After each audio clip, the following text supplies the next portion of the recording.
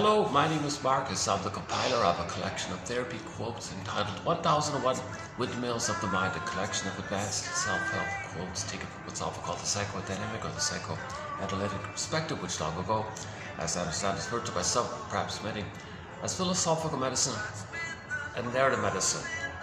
In this video, I want to discuss a few quotes plucked out of a self-help book by a counselor who helps people be aware of themselves and their patterns by getting people to share their dreams.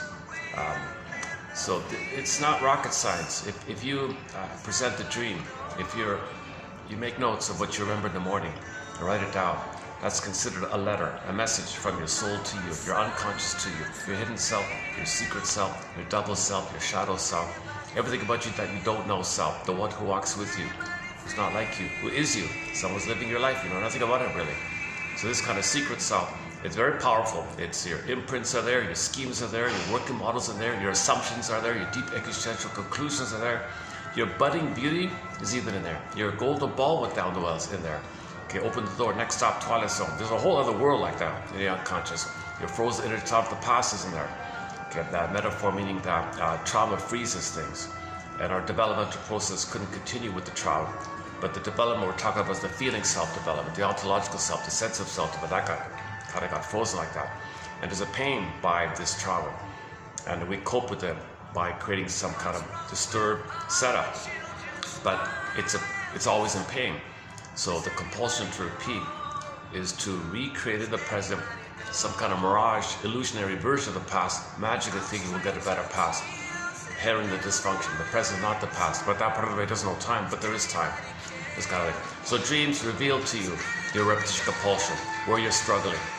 She focused, I like what she did, this lady, Miss Dewsbury.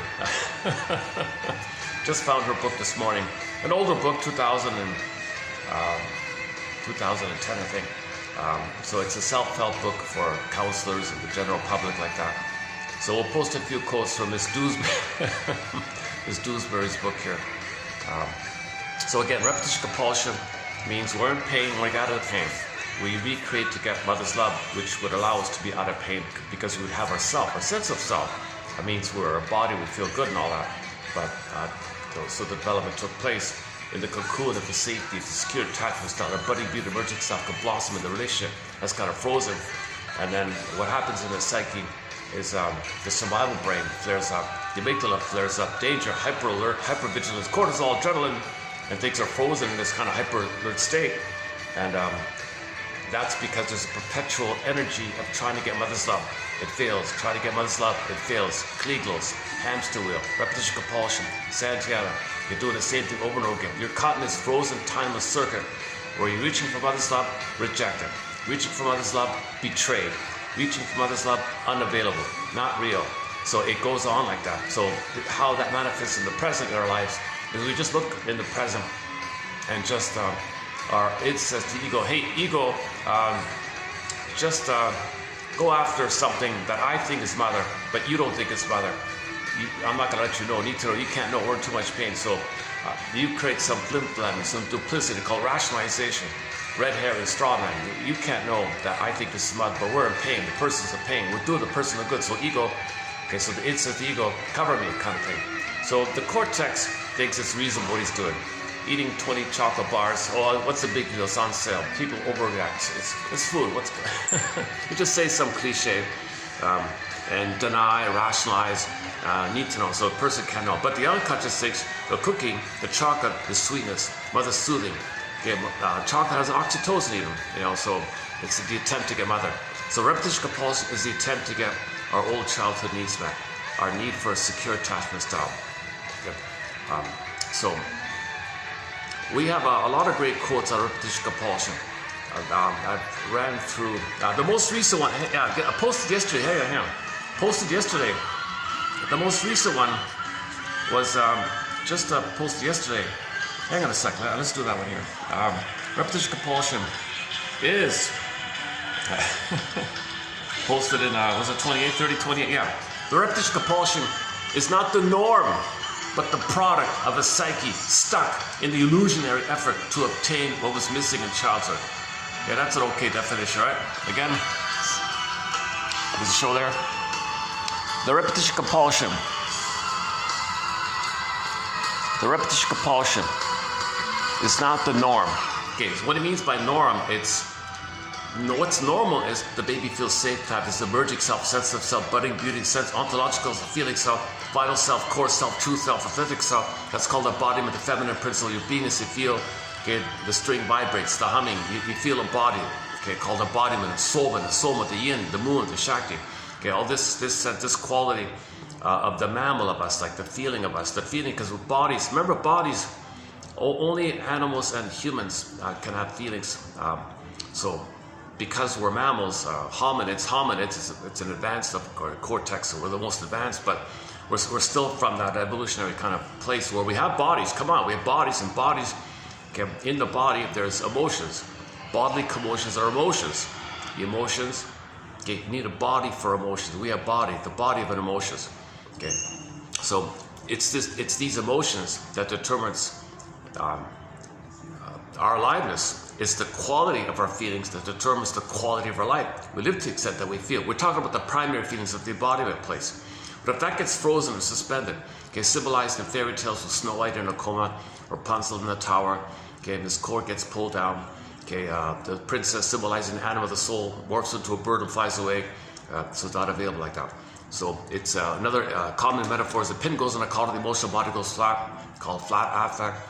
Affect phobia, dysfunctional feeling system, fear of feelings. Okay, and in ancient Greece that was called athimoalexia, no feelings for your words. Nowadays, alexithymia, no words for your feelings. And there it is, the crux of the problem. We're meant to feel alive. That's our home within. We're embodied. We have an eye, a core eye. Okay, from this core eye, we live in love. We know what's unique about ourselves. We express that meaning. Blue jay, path to the heart. That's the pleasure in life, to be connected to ourselves, and we recognize what's unique about ourselves. And once again, the Great Spirit makes everyone unique. Everyone's a quote-unquote original model. Somebody, nature's greatest miracle, never in all of history. Like Mr. Mandino says, yeah, never in all of history was there ever anybody like each person. Likewise in the future. And the backdrop is the odds of anybody being here are 1 in 400 trillion. So it's kind of unique like that. So the Great Spirit makes everyone unique, just like every tree's unique, every road's unique, every bird's unique. So that's the interesting quality, likewise with people. But with people, we're conscious of ourselves.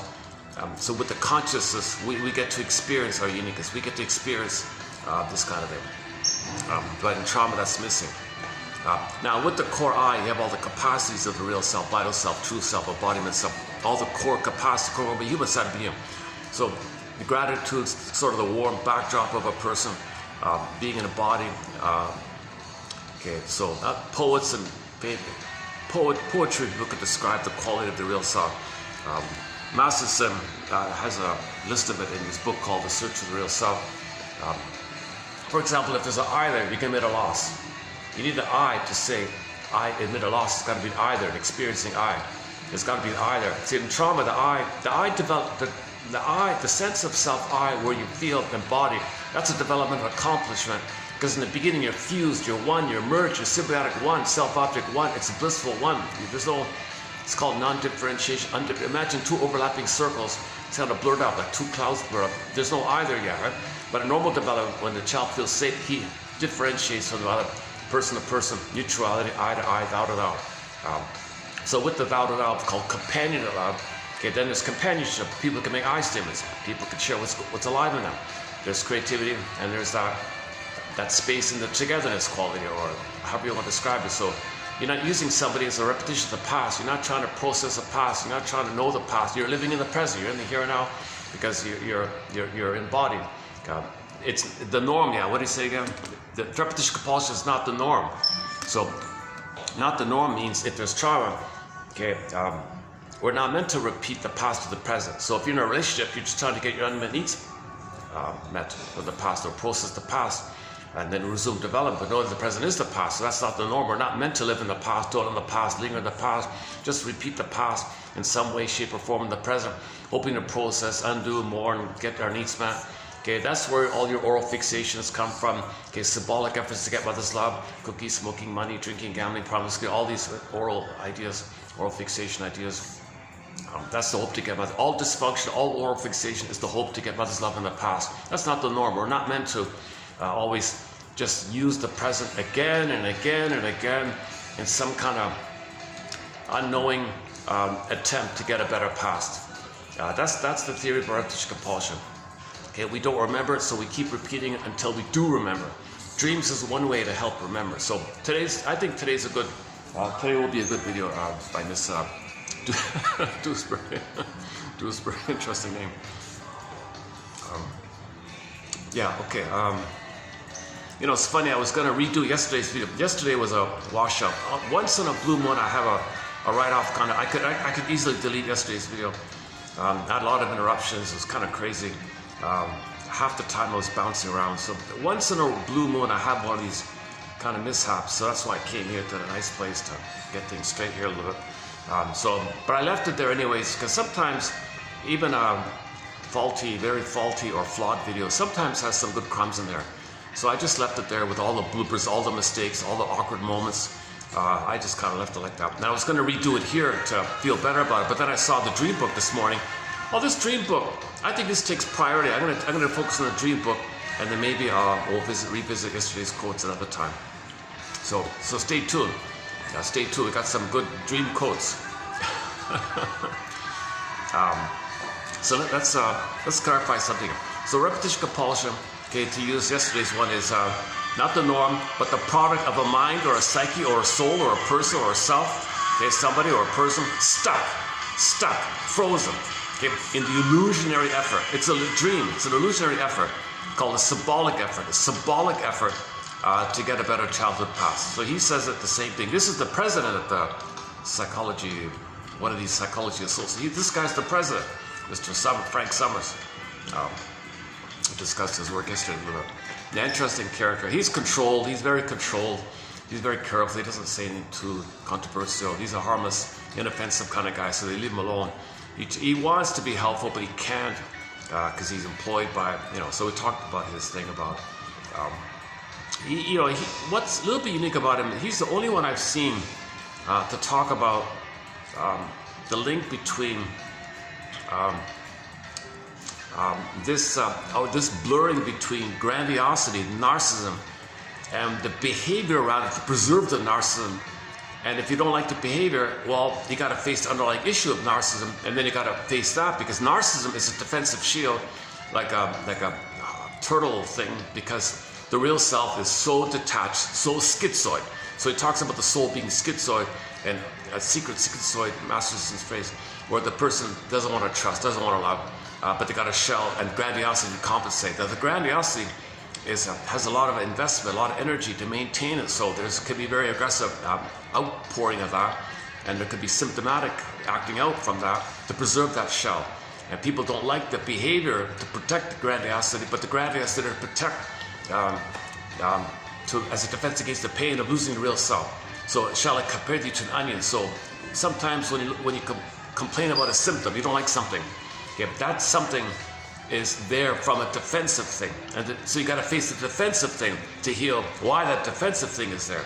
So defense upon defense, a layer thing like that. Shall I compare thee to an onion, kind of thing. So we talked about a little bit about that. So so we'll in another video I'll pick up on Mr. Summers' work here. The repetition compulsion.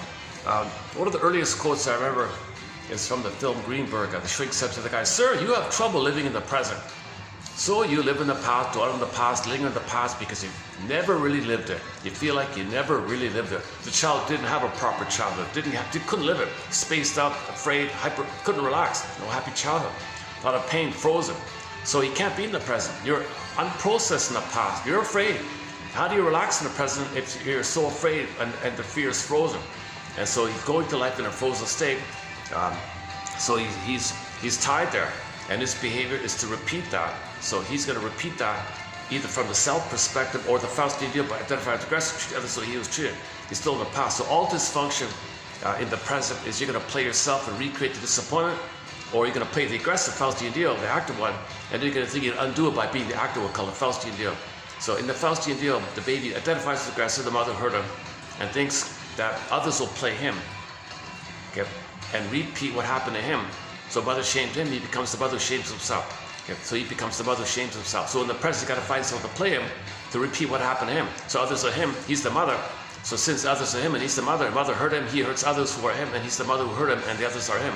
So he's repeating in this Kliegos thing. So that's a more perverse, twisted thing. Thinking, really, you're going to undo being a passive victim of your mother if you're going to hurt others the way your mother hurt you? Nonsense. This is the disturbance of the Faustian deal. For the moment, you might feel better because if you're the active aggressor, it distracts you from the pain, and if someone else plays the pain of you, it disperses the tension, and it's called you're going to draw off the tension of you shaming yourself. When you shame someone else, tension is dispersed, so the tension goes down. When you're like a cynical joke, a mocking joke, insult joke, bitter banter, for a moment you devalue someone else, you devalue yourself, but when you devalue someone else, your tension it disperses, so there's a little humor. So all this dark humor, black humor, Schadenfreude humor, okay, sardonically, all this negative kind of humor, okay, it's for the moment you disperse the tension pumps up, so you're addicted now, you're dependent to find someone else to shame.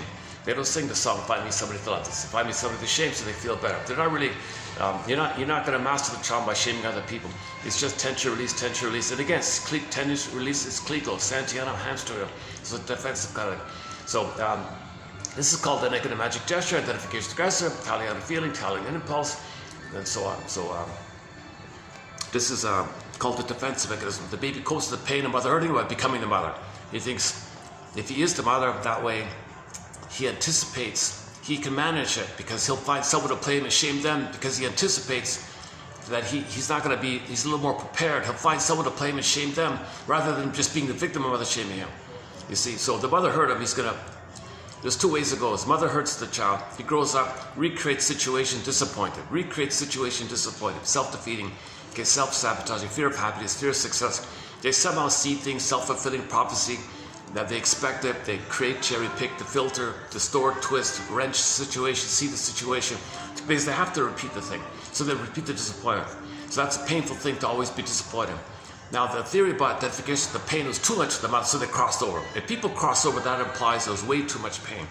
At least people who are self-defeating, they're facing the pain they felt with their mother. They're trying to feel what they couldn't have felt. They're trying to feel now what they couldn't have felt. So they're still in the self place where they're trying to feel. But in the Faustian deal, they want others to play them. You feel what I couldn't feel, but I'm going to hurt you, so you don't feel. So it's more perverted when people identify as aggressor. This thing with the Faustian deal is the most complicated thing to untwine, right? You got aggressors need to identify that the person they're shaming is a standard for their own soul, and they're rejecting their own soul. They don't want to know, so they shame someone else whose plays their soul. So they're never going to heal or get better if they shame their own soul, but disperse it by shaming other people. So it's a double thing. They're shaming themselves because it's going on in the mind, and they shame others just to feel better for the moment, but they're still shaming themselves. So hurting others is still hurting themselves. It doesn't undo it. Whereas the original place of the passive side, okay, so it's a 45 record, right? So, well, how's it go again? Oh yeah, I haven't used this one in a long time. Bergler has a line about the record. Every neurotic is a music enthusiast, but he only has one record. He carries it with him everywhere he goes. Every time he sees a turntable, with never-ending fiery ardor, he reels off his one and only tune. So when he spins off the tune, the 45, okay, the 45 is the script of the child. Okay, it's wired in, grooved in on the record, pressed in the neurocircuits in the brain, metaphor pressed on a 45. New situation, the phonograph in the present, new situation. So you spin off the script. That's a traumatic script. There's only one tune. He can't love and have a variety of pleasant tunes in the present. He's only got the same old neurotic, painful tune. He's in pain, trying to get out of the pain. So he spins off his one and only tune. So the benign way, he plays himself and recreates the disappointment, or the perverse way, identifies aggressor, and finds others to play him and shame them. And by the way, that perverse one, it's a triple insult, because when he shames others, at the same time on another level, he is angered about it, he displays anger about it, plays himself in his anger at the one he just shamed. So first he shames his soul, somebody playing his soul, then he thinks the one who's the soul at the same time, his mother, he's angered the one. So he shames and hates people, and that's what's going on with him. He was shamed and he hates his mother, this kind of. So this thing with the Faustian deal, called identification of the aggressor. So Frenzy started this with the phrase identification of the aggressor, and authors like Elizabeth Howell updated it, and many other authors. Masterson talks about it, and many others. Identification aggressor. Man, oh man, it's a key concept. Berger sometimes calls it a negative magic gesture, because you think it's because magic gesture, because you're still in that infantile negative magic gesture. If I do this, I create everything. I'll get a better outcome for the past. I'll magically get a better outcome for the past. So all babies have magical thinking like that. They think, they do, they make everything. So it's just a ballpark idea. Every neurotic is a music enthusiast, but he only has one record. He carries this one record with him everywhere he goes, this 45 record. Every time he sees a phonograph player, a record player, a turntable, with never-ending fiery ardor, Berger says, he reels off his one and only tune. He's going to repeat that thing in the past. Now, that thing in the past, we couldn't feel it. We spaced out, we couldn't feel it. Feelings to healing. We repeat to feel it. But before you get the feelings to healing, because now you have your identity. I feel our family. Feel you get your identity. I feel our family. So you can feel you get your identity. So the morning is the feeling you get your identity. But before you can feel it to get your identity, you got to know it. So we repeat. In order to feel it, you got to build a basket. Build the ego, the conscious ego, the observing ego. He calls, today one guy calls it the abstract ego, whatever. This observing part of you. So this is just generally called your ego, conscious ego. So that's an attempt to now know, piece together, story together, narrativize together, be a psychological detective, psychological Columbo, existential detective, piece together, inference together, guess around, could it be this, could it be this? And dreams are a big help in this area, because they give you little clues all the time. So you piece together the story and try to now figure out, try to now know what you couldn't have known as a child. If it's close enough, okay, something, there's a built-in drive for healing. Embedded in nature, there'll be some kind of release, some kind of catharsis, reaction. Okay, the orbs in Inside Out Russia, the firebird, the phoenix, and the pin pops out and you feel again. So healing does happen if your ego is strong enough. So this is called the quote by one Italian poet. Psychoanalysis looks for an egg in a basket that's missing. Okay, so to find that egg, the potential, the new life, the rebirth motif, the convergent birth motif, born again, okay, you gotta have the basket. We build the basket, the egg is kind of a natural, organic thing like that. So that's what we're doing here. We're posting these quotes to weave this basket. I'm not a shrinker professor, disclaimer. I only the VA, I'm the compiler. I post 10 quotes with the hope that one, based on the 90-10 rule, 1 out of 10 will be of interest. We're looking for curiosity here, and if it leads to understanding and empathy, that's a CEU, continuing education. Continuing education. I'm doing okay? All right. Yeah, I'm glad I came here today, my goodness. Yeah. Okay, I'll just go here. The repetition compulsion is not the norm, but the product of a psyche stuck in the illusionary or symbolic effort to obtain what was missing in childhood. So what was missing in childhood? Once again, a secure attachment self. Mother's attunement, mother's reverie, mother's attunement, mother's love and understanding, called holding and mirroring. Mother's mirroring, whatever term you want to use, the mother's present and soothes the child, meets the child's needs. It's a rhythm of bliss, a rhythm of safety, and it's a back and forth flow, and the baby wires it in. Human connections lead to neural connections. Interpersonal leads to intrapsychic. And this is called internalization, where the child makes it a part of him. Well, if the child has an experience with the mother and he can make it in his mind, it becomes a part of called internalization. Now it's a part of him. Now he can soothe himself, see himself, regulate himself, know himself, be present to himself, accept it if mother does those things for him. So he needs the mother to do that kind of thing. If that's failed, that's called developmental trauma, relational trauma, attachment trauma, weaning trauma, strain trauma, ambient trauma, betrayal trauma. I don't use that phrase too much. Let's start using it. Betrayal. It's a huge betrayal for the mother. Now, they're not the key. Now, the key in the healing journey is, you see, you can't really change your mother, right? All you can do is understand her. Why did she betray the baby? Why did she fail the baby? The greatest hurt of all. Why? Okay. So you got to put her on the couch, so to speak. So now you apply these ideas to your parents. Put your parents on the couch. They were impaired. Your mother, start with the mother. She was looking for a better past on her end. Okay, she didn't get a secure attachment herself. She's angry at not getting mother's up. So her present is always her past. So she's not available in the present to meet the baby's needs. she's soul blind to the child's soul and developmentally because she's stuck in the past. Remember, she has narcissism. Okay, the mother most likely has narcissism, sensitivity all over her. She's entitled, she's angry, she's enraged, and she does all these awful things, hoping to get a better path. So she might shame her own baby in the Fausti deal, hoping to magically undo that she was shamed. Nonsense. So she needs the baby to shame. Some others say, I have a baby just so I can shame the baby so I can blow off steam like that. Or she turns the baby to mother her, or puts the baby in a role. In some theater of the mind, in the mother's path, she's trying to process her trauma, unresolved issue, get a better child, and she'll pull the child into this drama. So the child saying, Mother, you're not seeing me. I'm a human being. I'm a person. I'm I. Mother says, sorry, baby, I don't have an eye. I can't do eye to eye with you. I can't see your human needs like that. Now, I'm kind of just using you as an illusion, as a symbolic thing in my mind, because I'm still in the past, dwelling in the past. Mankind's not reasonable. I create excuses. Mother knows best. I just adopt society slogans. Mother knows best.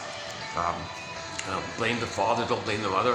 Never blame the mother. No, mother. Okay, so I just use these slogans. It's very convenient. That provides cover. Meanwhile, the harm is gone. So we had a quote recently that this idea of the problems in the world being because of patriarchy. Patriarchy just means that the fellow's doing awful things.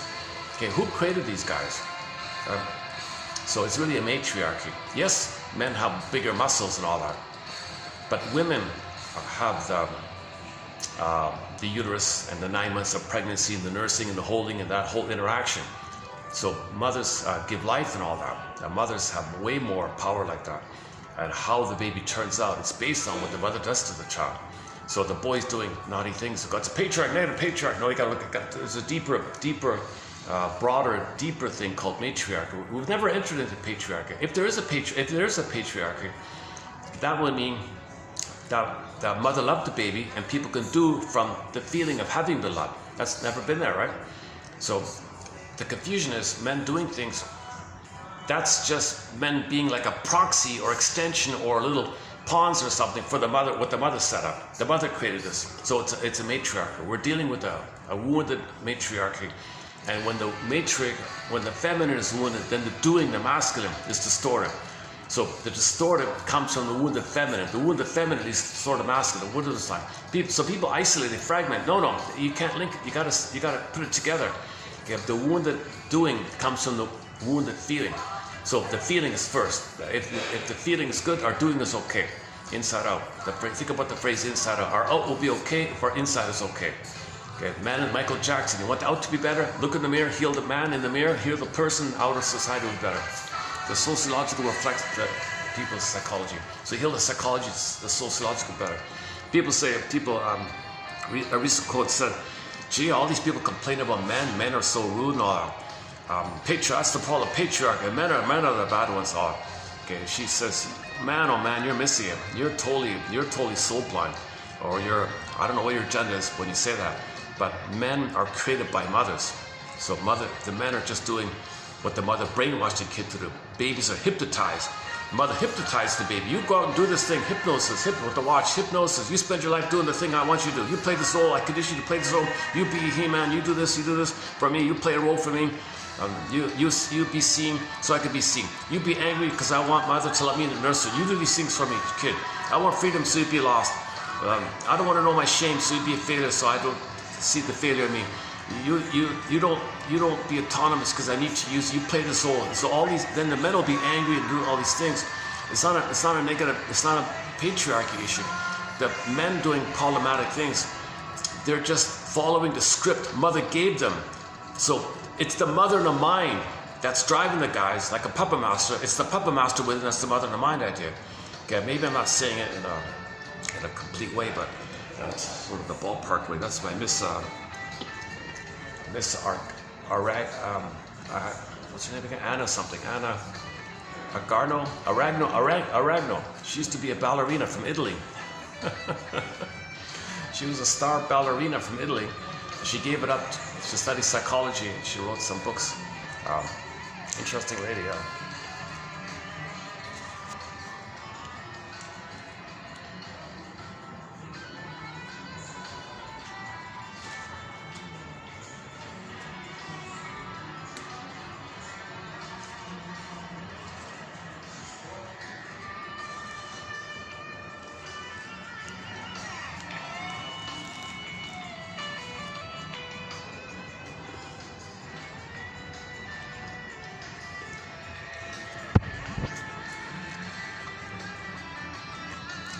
Okay, the best thing is, so repetition, we're in pain. Repetition compulsion means we want the proper attachment, so that, because we missed the development. So we want the development. We're still trying to get one real needs that are met. We repeat, hoping to get those real needs met. So the real need is for the secure attachment style, okay, where your dependency needs are met, your primary dependency needs are met, and then with the primary dependency needs being met, you feel safe to develop in your budding beauty and your emerging self could blossom, called embodying the soul. Then your vital self, core self, you're all okay. That's all frozen up early on. And the pain makes you, well, mother, what's going on here? Where's mother? Now remembering mother hurt the child. The child is a love fugitive from the love that he seeks. He doesn't remember because the hippocampus, no linear time, no storage of linear time, no memory of time. There's timeless. Pain, reach for mother. Pain, reach for mother. Klico, Santana, repetition, compulsion, repeat, looking for mother. The primary need is for mother to develop. Attachment to develop. With the development, you get your identity and your feelings. I feel that I am. So this is the thing we're dealing with here. So now, when this script is laid down due to the attachment trauma, trauma freezes everything, right? In the feeling self area, in the embodiment area, the sense of self area. People complain, yeah, Mr. Summers is saying, psychology is really missing it because they say, well, we don't study the invisible inner world, this 95%. We don't study it because you can't measure it. We'll just study your behavior, the 5%. We'll analyze your behavior, we'll measure that. So he said, well, but just because come on, that's a weak excuse. Just because you can't perfectly put graphs and things. So it's hard to really know. That's why it's an art. It's considered kind of an art to, that's what poetry, all the literature people are called interpretive literature, Ibsen and all these guys, Goethe and all these guys. They're talking about analytic principles like that. And recently was, what's his name? The guy about Kant, Immanuel Kant. Long time ago, he said, people have personal constructs, mental constructs, psychic constructs, assumption models. People create these things.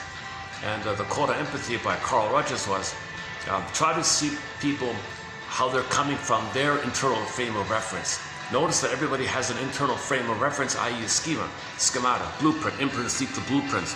And just imagine that those blueprints are in response to the trauma. Everything's love for a cry for love. So there's a little empathy right off the bat when you realize that. So then see if you can imagine their unique way of their life based on their environment and other factors. Try to walk them out of their shoes, but not in your shoe size, in their shoe size to enhance the empathy effect. No perfect empathy, and then see if you can articulate it. But the commonalities we're all have the same feelings and developmental needs. It all freezes up. Everybody's love for a cry for love, and they've got a 45 record. Everybody's neurotic. Everybody's got a 45 record, or most people. So there's empathy like that. So that's why these quotes are immensely helpful. And we posted two quotes. We did 2 pages of quotes on empathy. Not the last video, but the 2 prior were on empathy. And a third is in the pipeline coming up. So we're sort of in the middle of a 3-video special run on empathy. We just completed recently, last week, a 7-video special run on scapegoating. Excellent topic on scapegoating. And we did a 15-video special run on the work of Joseph Barnett and his wife Tess Forrest. Excellent material about OCD and the marriage idea and things like that. So we're posting great quotes here. Now today, stay tuned. We'll do the dream quotes here. Are we ready to start on the dream quotes? Let's see. Repetition compulsion. Okay, so Paul B. Russell says, think of them as synonymous. You're repeating because you're in pain. You want to get out of the pain. You want mother to get out of the pain. But the present is not the past. But the unconscious no time. Look for the symbol. It doesn't work. So the original betrayal. Yeah, one lady says, was it Miss Leonard? She said, it's a betrayal trauma. So when you look for a symbol about it, okay, whatever, a cookie. Yeah, well, Woodman said that the guy ate 10 chocolate bars. He felt sick afterwards. You're betrayed. You're unconscious. You were reaching for mother, the sweetness, the soothing, the comfort. You now feel sick.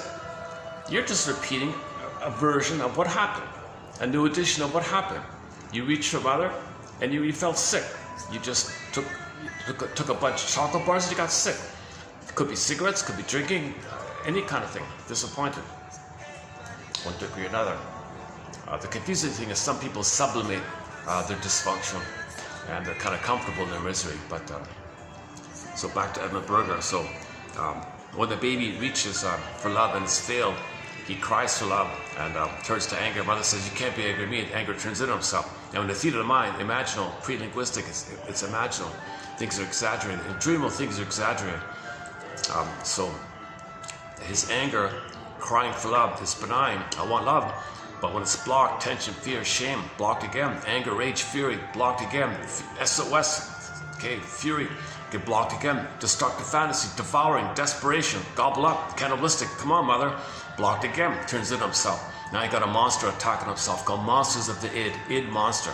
Okay, so now you got your own anger attacking itself. Okay, play the song by the band Delirium called Self-Saboteur. Can't you see, can't you see, can't you see? You are your own worst threat because your anger is attacking yourself. But you attacking yourself is a cry for love to the mother, but it got blocked in itself. Now too much pain. So Berger says this is going to be pleasurized, called psychomasochism. The way this is pleasurized, enter Alma Paul. You search for symbols to trigger the time when you were one with the mother, even if it's just in the uterus. You get the happy chemicals of the good old days, you feel better. The pain and the pleasure from the past fuse up because no time, like a column, is pleasurized. The pain is pleasurized. Now you're dependent on searching. Dopamine kicks up the search to get the happy chemicals of the past, and now you're dependent on chase. Now dopamine, now future for the past, future for no present. You're just in pain management. So this is the idea that you're when you search for a symbol, that's called an ersatz self-object, an illusionary mother, a fantasy mother, symbolic mother, okay, ersatz self-object. It functions as a triggering thing. They call it ATM, a trigger mechanism, to trigger the past, to get the happy chemicals, as a pain management for the pain you feel. Remember, your anger attack is too much pain. It's pleasurized via chasing for the cookie, to trigger the past, and then you feel better for it. Goes down, chase again, another Klegos, another rigmarole, misery machine, Santana, okay, this loop, a kind of loop like that. It's going on endlessly. That's infinite, right? And then the top layer of the cake is rationalization. Just give me some excuse. So the person needs to know, person can't know they're doing this. So this is a painful life. This is called the provisional living, living the unlived life, defensive living. And you're mainly just living to get out of pain. Most of people's life is just pain management. Searching for triggering things of the happy chemicals to blip up for the uterus time. Remember, baby's in a delirious euphoria. Blissful oneness with the mother. So just remind yourself when you're one with the mother via the symbols of mother, illusion of mother. So, okay, this whole topic by Berger and psychomasochism, Alma Paul, okay, from their book called Narcissus, the Wonderland, and Rationalization. Okay, that's a major topic, takes a while to go through, and when we talk about the ersatz self-object, or the illusionary mother, symbolic mother, okay, open the door, down that corridor, there's like 20 doors off it. So drinking is one, smoking is another one, the money is the promiscuity, okay, and gambling's in there, and so on. So we talk about all these things. And there's another brand, and then related to is you're still in the jungle survival. So the way to know if this is going on with either or thinking. That's another topic with the either or thinking, because either or is an important one because the baby copes with pain with either or. He organized the pain where mother must be seen as good. He cannot contaminate mother hurting him, but mother hurting him is mostly his rage at mother. So that's considered either or now. So later, when there's stress in life, you click either or. That translates to I'm okay, you're not okay. I'm right, you're wrong. So this is not the norm, or maybe it's not supposed to be the norm. Put it that way. We're homotraumica, so maybe it's a dysfunctional norm, I guess. It's not supposed to be that way. Babies may briefly use this either or thinking in the beginning, briefly, because of the small size. No mother's perfect. The baby might temporarily manage things. Oh, either or. Okay, that's the idea of the unity is click. It was all blissful oneness. Okay, babies bites the nipple. The apple is the nipple. Enraged, that means he's enraged. Knowledge of good and bad. The bad is just a cry for love. There's no bad. Bad is the cry for love. Evil is the cry for love. Okay, there's no separate, distinct thing called bad, good, evil. Nothing like that. Okay, and the image is just a cry for love. Symbolization, personification, that energy. Guy with the horns, whatever, take your pick. Okay, it's still a cry for love. Everything's alive. There's only one love line. All life forces, object seeking block. Okay, then it turns to fury, rage, destructive, rebounds against something, you split it. Either like good and bad like that. Okay, that's the, so that means if the template in the psychic structure, in the theater of the mind, if either or still going on by age 4, let's say, and later on, when you feel stressed, click either or. This is reflected in people's attitudes. My greedy, your greed. Okay, or it's an oral thing. So eat or be eaten. If you're not at the table, you're on the menu, they say. So we're eating up the planet. as fast as we can. People are always doing this either or thing. This is a perversion to think in either or term. Human family, earth family, both and. So, is there a group just beside me here? One second.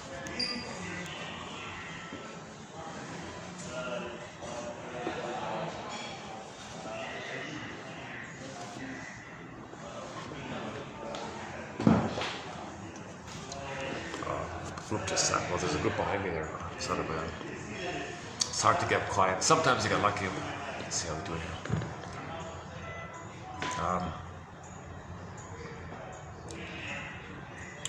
Okay, that's a major topic in the healing journey. You got to find both and, third side of the coin.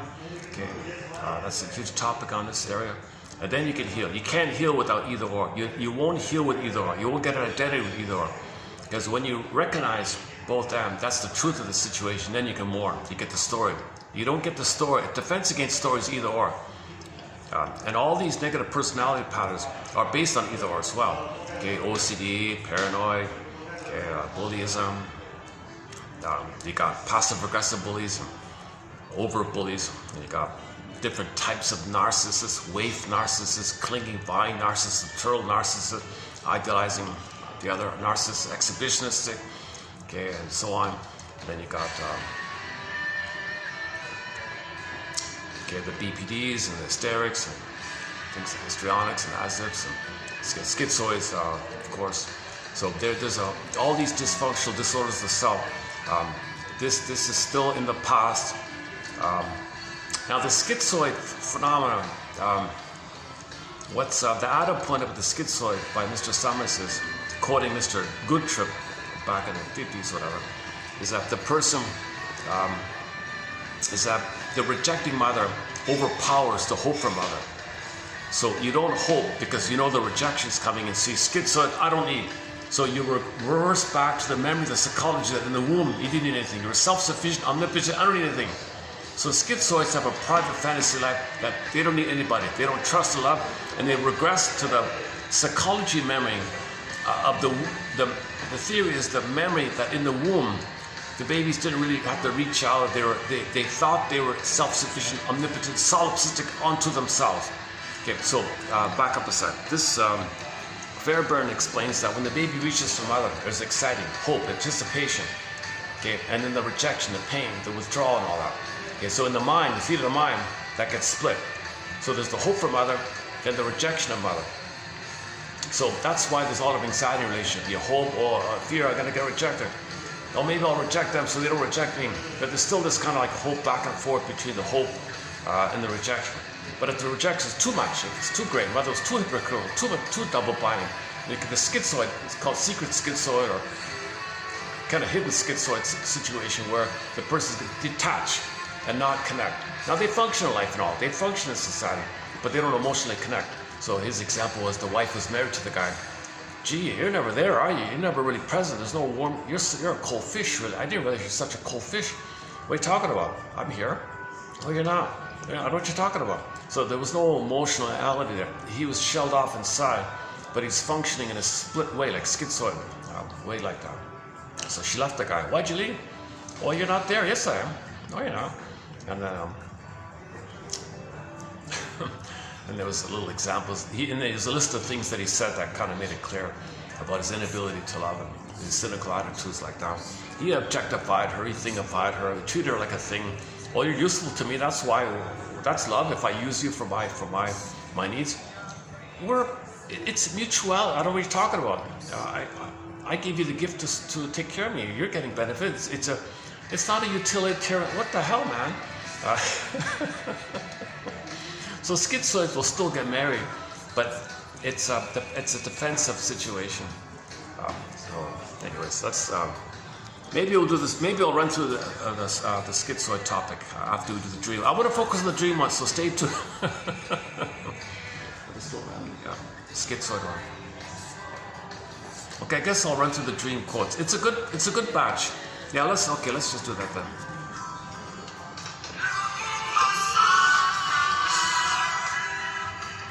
Okay, so so this is the book I just found this book this morning here. Not a good little book here called The Counselor's Guide.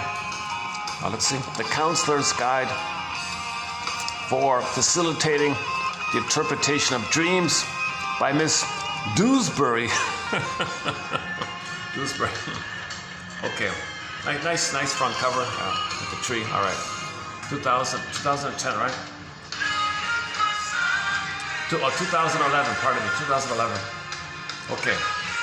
Okay. Let's begin. So I've just started in on the book. So there'll probably be a part 2, possibly a part 3, because she's pretty clear. I think she's. I like self-help authors that are clear, crispy, not too preachy and waffly, and just use 90% of the book just filler. It's more about herself feeling important or making money. All of these self-help books are just status, narcissistic status projects. So they're not too helpful. But this one is a little helpful, I thought. So here we go. Let's begin. You ready? Let's begin. All right.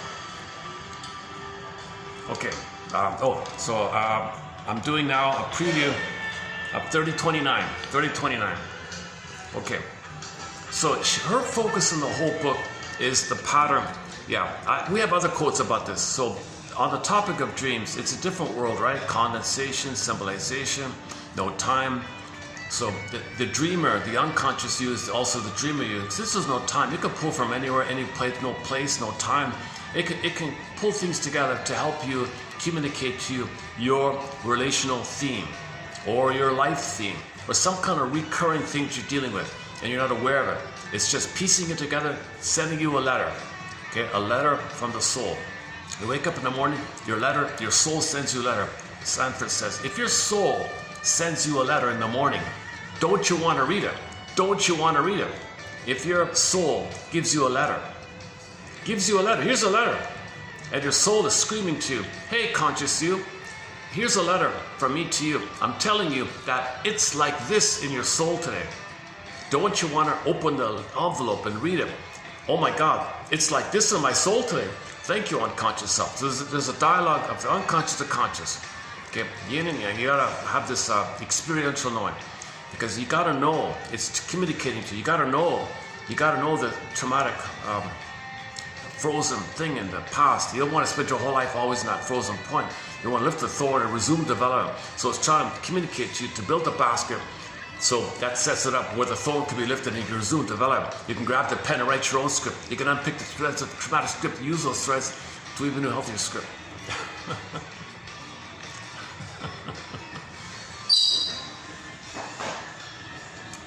You know, lately I've been taking I've noticed a difference. Lately I've doubled the coffee. I've taken 2 coffee. So maybe I'm trying to cram it. I'm trying to keep it interesting, cram it as much information. I wonder what Robert Bly does to just be. I don't want to waste people's time is precious, limited. So I'm trying to cram in as much useful insights as I can, as quickly as I can, kind of thing. Okay, so let's back up a second. Relationship dreams. All right. So I've been using an old one called TTAQ. You wake up in the morning, wherever you write down TTAQ. Okay, title, theme, affect, question. Okay, so give the dream a title, maybe. The theme is there a certain theme? But the theme is a relational theme. Usually it's a life theme or a relational theme. Let's just focus on the relational idea. With the relationship theme, there's a certain interaction that takes place, and you lose it in the dream, and you wake up in an affect. So TTA, the affect, question. So that's the added element to imagine what your unconscious self, your secret self, your shadow self, your double self. If we're asking you a question, imagine what that question would be. TTAQ. So she's got her own little models. Everybody's got their own little steps like that. Okay, so you wake up in the morning, scribble your notes. And then, thank you, unconscious. It's like this in my soul today. Okay. Now, on the notes, okay, you're going to look for the theme, the relational theme. She calls it, these are relational dreams. So her phrase is relational dreams. Okay. Okay, she says here that her colleague, Ullman, 1996, declares that in dreams, quote, we look at ourselves with greater honesty and in greater depth. Oh, they don't lie. When you get a dream, it's impossible. It never lies. Whatever you get in your dream, there's no lies there. Now, it may be screened. It'll send you what you can handle. It's so-called screen memory. So you get something what you got screened out the latent stuff. So you got manifest something, but the manifest, what you received, what was manifested to you, what you got, might not be the whole story. It just gave you what you can handle, so to speak. But from there, you can maybe guess around and free associate. What does this remind me of? Does this remind me of the past in some way? What does this suggest to me? And then you might bring up more manifest. What's more hidden can come up to you. So you can't, because you're awake now, you can maybe handle more. So you want to free associate when you get your dreams in the morning. But your dreams don't lie, yeah. We look at ourselves with greater honesty and greater depth with our dreams. So don't worry, when you get a dream, there's no lie in there. Whatever you felt, whatever scene took place and you woke up, the nightmare, there's no lie. Nightmares, you're trying to process trauma. Look at next on your Hartman, 1995, quote, dreams often seem to be dealing with interpersonal problems with the dreamer's current concerns about family, friends, and lovers.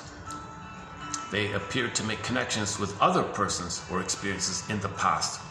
Okay, so now you want to look for the past, present links. So whatever dream you get about people in the present, it's going to reflect a repetition of something in the past. That's your theme. You have a pattern. Learn it back then. That's why you got the dream. That's why you're experiencing what you experienced. That's why you dreamt what you dreamt. Because you have a pattern which you learned back then, which you don't know, so you keep getting to your attention again and again and again. It's a theme, a repetitive thing. The same old thing again and again coming to you. So you'll notice a certain recurring kind of theme. Might not be an exact replica, but same kind of thing. Her main, when she has clients come to her and they tell her the dream, her first question is, so in the dream, what was the moment you lost control? That's her opening gambit, right? Her opening question. Meaning, what was the moment where you felt chaos and you woke up? Like, what was that moment when the emotions were so much, and because the emotions were so strong, then you woke up, because you can only hold so much, right? So she thinks that's the moment where you panicked, or you're doing something in the past, the panic you had with the mother, you recreate the panic in the present, that's when you woke up, right? Dreams often seem to be dealing with interpersonal problems with the dreamer's current concerns, and they appear to make connections with the past, reflections of the past. All right, next one. Another guy here, Paul Calais, 2000, wrote, quote, perhaps the most commonly experienced form of problem solving through dreams comes in the context of personal relationships. Perhaps the most commonly experienced form of problem solving. Okay, try to solve a problem, process a problem, and it's usually related, because the mother and baby are relating. It's a relationship. It's a relational trauma. We're dealing with a relational trauma. Relational trauma. So the dreams are about this original relationship which you don't remember. Okay.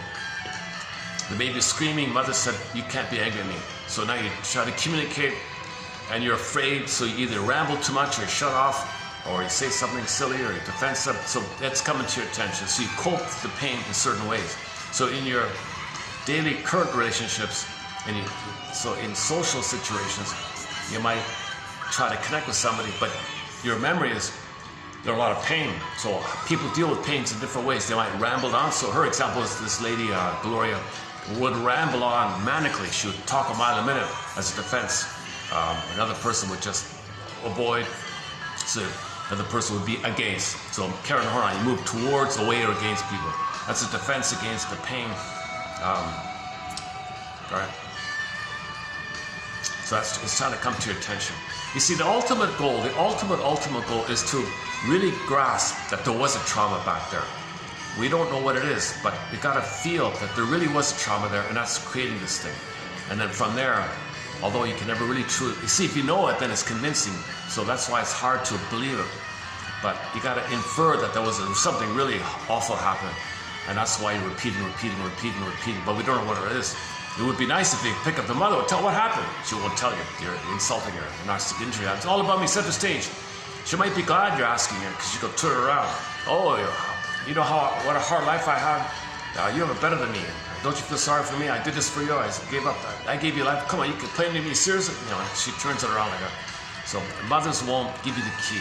Remember, the key's under the mother's pillow. So the soul's locked in Iron John's story, the soul's locked in a cage, where's the key under mother's pillow, i.e. unconscious. She unconsciously hurt the kid, and she doesn't know herself. So she can't tell you how she hurt you. She won't admit it, because she set to say it all her, so twisted about her. Okay, Twilight Zone, an episode called One More Pallbearer. A guy tried to get an apology, they attacked him for it, they couldn't do it.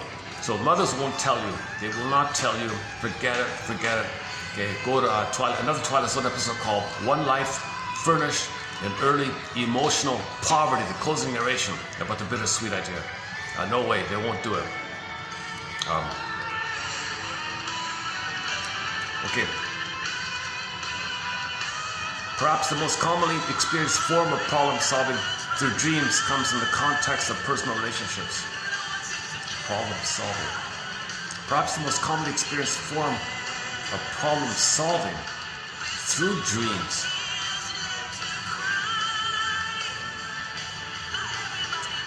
Okay, I'm a little cloudy on this one, so maybe sometimes in your dreams it might pull in something successful to help you face something.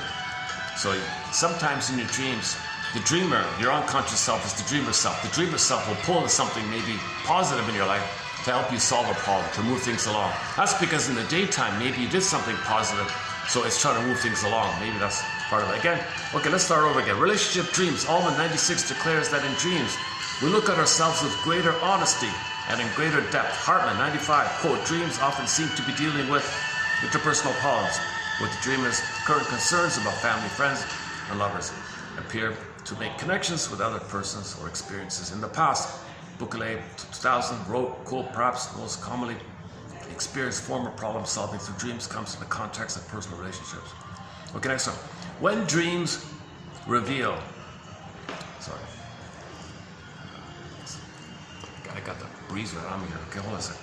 Okay, when dreams reveal that the dreamer's past reactions, when dreams reveal that the dreamer's past reactions to other people or experiences affect his or her current relationships, at least in part, interpretations of those dreams yields clues to alleviating stress. Okay, so there's a link between past relationship, current relationships. So face the current relationship, you might feel some relief from the past relationship stress. So you interpret the present, you might feel relief about the past. Is that it? When dreams reveal that the dreamer's past reactions to other people affect his current relationship. Okay, the dream's telling you that what happened in the past is affecting you in the present. Yeah, okay.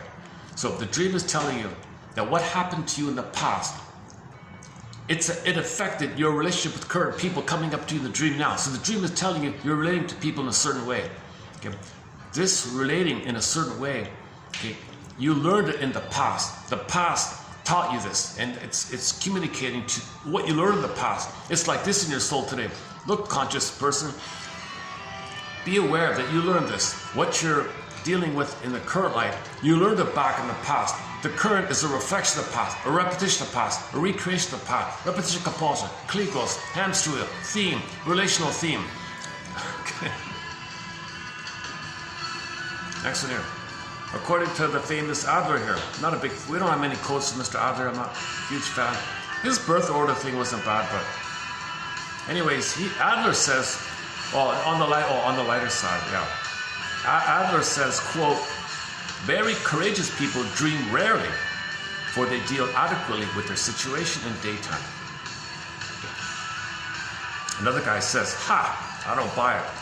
Schaefer 95 suggested Adler probably made that and similar statements to, quote, accommodate the fact that at some point he probably stopped remembering his dreams.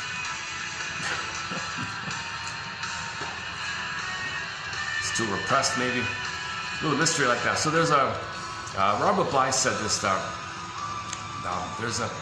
it's considered well known or something that people who are very self-aware, the Zen masters and all these meditation masters, and their life is very mindful, and their mindful speech, mindful action, right action, all that. So when everything's harmonious like that, they can have a deep, good rest, and they don't need to dream too much, because dreaming is processing what you failed in the day. So sometimes things didn't go well in the day. You work it through at night. You're trying to rearrange it and figure out what you could have said and compensate and should have said that, draw on the past, feel better. So you're trying to process things. So dreaming is kind of like processing things. Like obsessive thinking is failure of emotional process. It's a little analysis like that. So apparently a lot of these Zen masters, they're calm and they don't dream too much, apparently. Because why? Why? They feel there's nothing to process, because in the daytime they do things in an embodied way. They have a simpler life maybe. Their needs are met. They speak cleanly and purely, so they feel good all the time, so they have deep rest. Don't need to dream. I don't know, that's what he said. So apparently Adler's saying there's something similar. Somebody says, I don't buy it. I think Adler's just as neurotic as well. I agree with this. I don't think Adler is some kind of Zen master at all. Maybe he's just maybe when there's too much going on, you just don't remember your dreams, right? Maybe your life is comfortable, so I don't know. I'm not sure about this issue of the quantity of dreams I remember, how that works. Okay, next one here. Long ago, a guy named Calvin Hall wrote that, quote, "A dream is a creation of the dreamer's mind. A dream is a creation of the dreamer's mind, and not a mysterious supernatural creation." Okay, so long ago, right? Oh, somebody spoke to me. The skies. No. It's the unconscious spoke to you. Your soul spoke to you. The dreamer in you, right? The dreamer in you is a playwright, producer, director, scenery designer, stage manager, prompter, principal actor. What can I say? In Delaney's dream interview method, the interviewer pretends to come from another planet.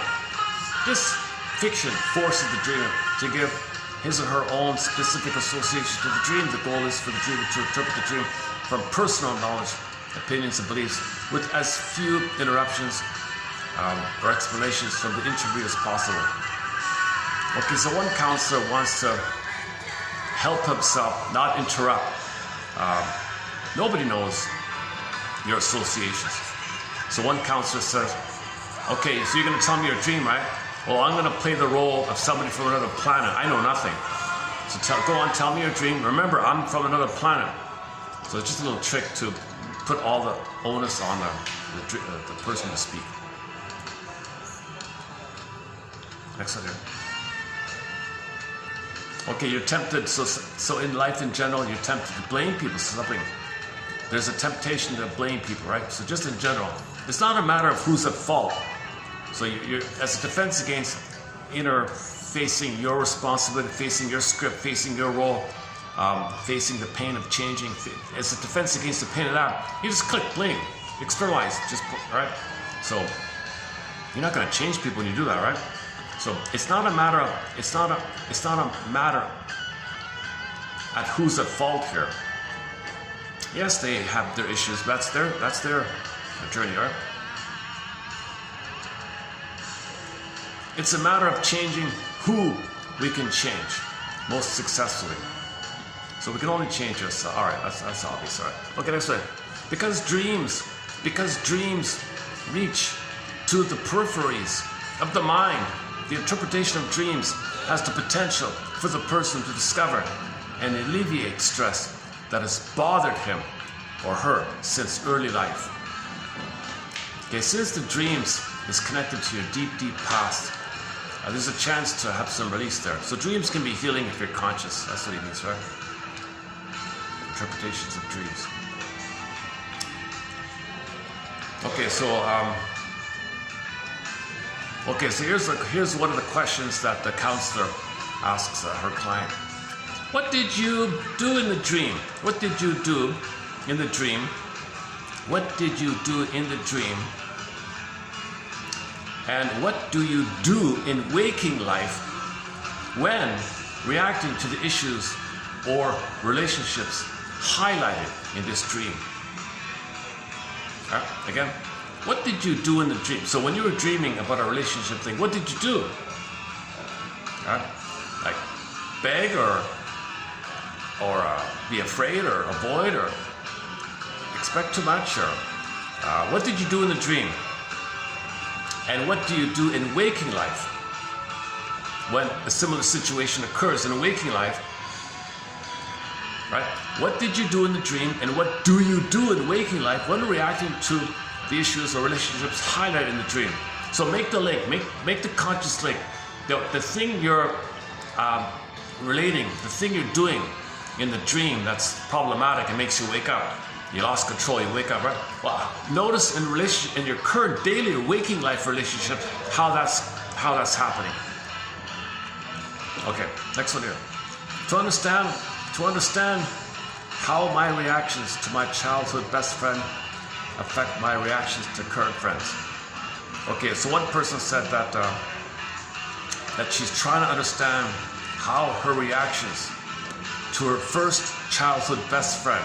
So somebody had a best friend as a little kid in kindergarten, she's 5 years old or something, and how that relationship to her childhood best friend, how that relationship affects her current reactions to her current friends.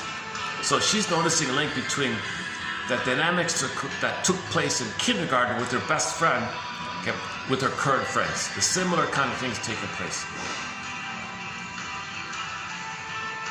Okay, next one here. Look for clues in your dream that show how your dream possibly might connect to your waking life. Yeah, so in conclusion, look for clues in your dream that show how your dream possibly might connect to your waking life. Okay, next part here. Your dreaming mind likes to exaggerate. Why? Well, a major area of dreaming exaggeration is your emotions. Okay, why? Why are my emotions exaggerated? Well, to get your attention, to compensate.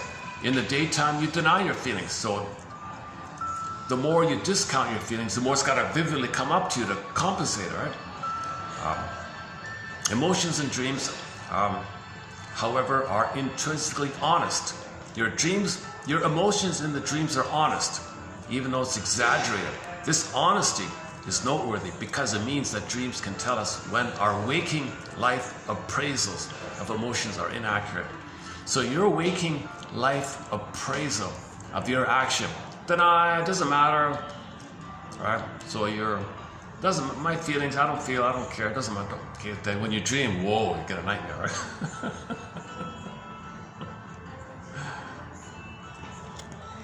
What's with the clouds in the sky? Does anybody know? Does anybody know? What's with the moon in the night? Does anybody know? Does anybody know?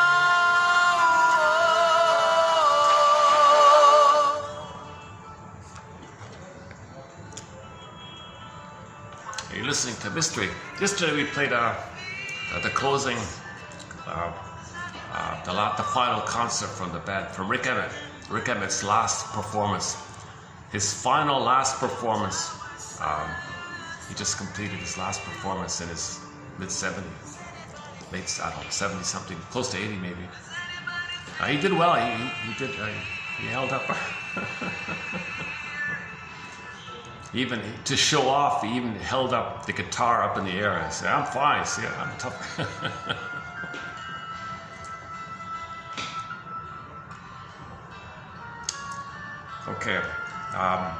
Okay, so she has one quote from Mr. Jung here. We don't cover Mr. Jung's work here, but on occasion, if somebody else mentions it, I'll include it.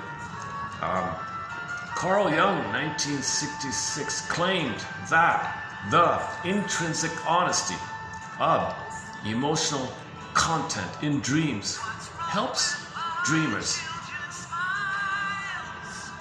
set their dreams within recent emotional experiences and consequently helps people apply their dreams to their waking lives.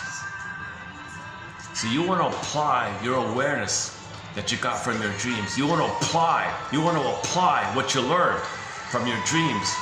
Your dream is the teacher. It's the mentor. It's the teacher. It's teaching you. You want to apply what you learn from the dreamer self. You want to apply it to your regular life.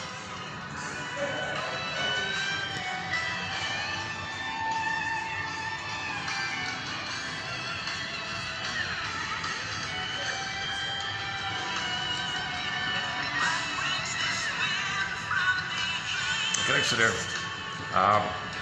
Woman and Almond 86 contend that the dreaming mind is often a more accurate reflection of a person's emotions than the person outwardly expresses or knows. Okay, so the emotions you have in your dream, it's more accurate to what's good. Next one here. You have spent many years repeating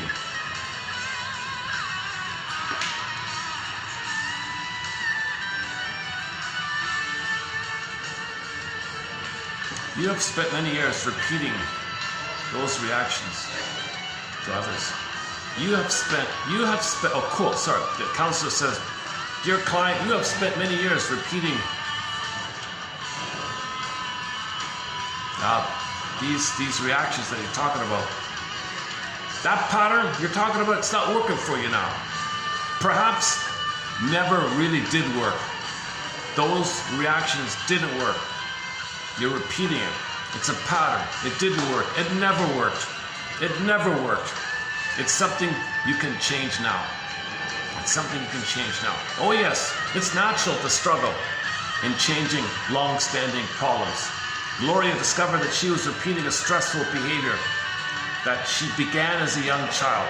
There is no way that she can return to the past to change her reactions from her earlier experiences.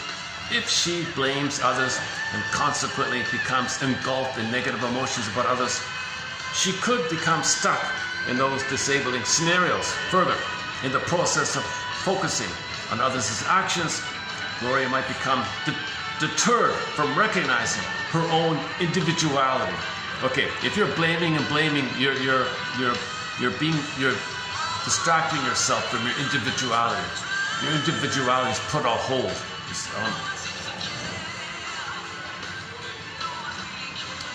It's not unusual to feel that you're letting the other person off the hook, or that you are somehow admitting to being the quote bad person because you're taking responsibility for your role in the relationship.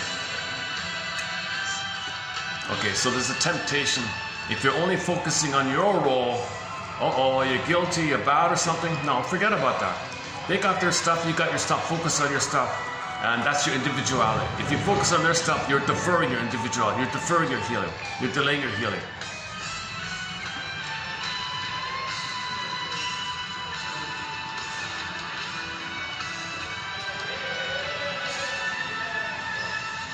Where are we here?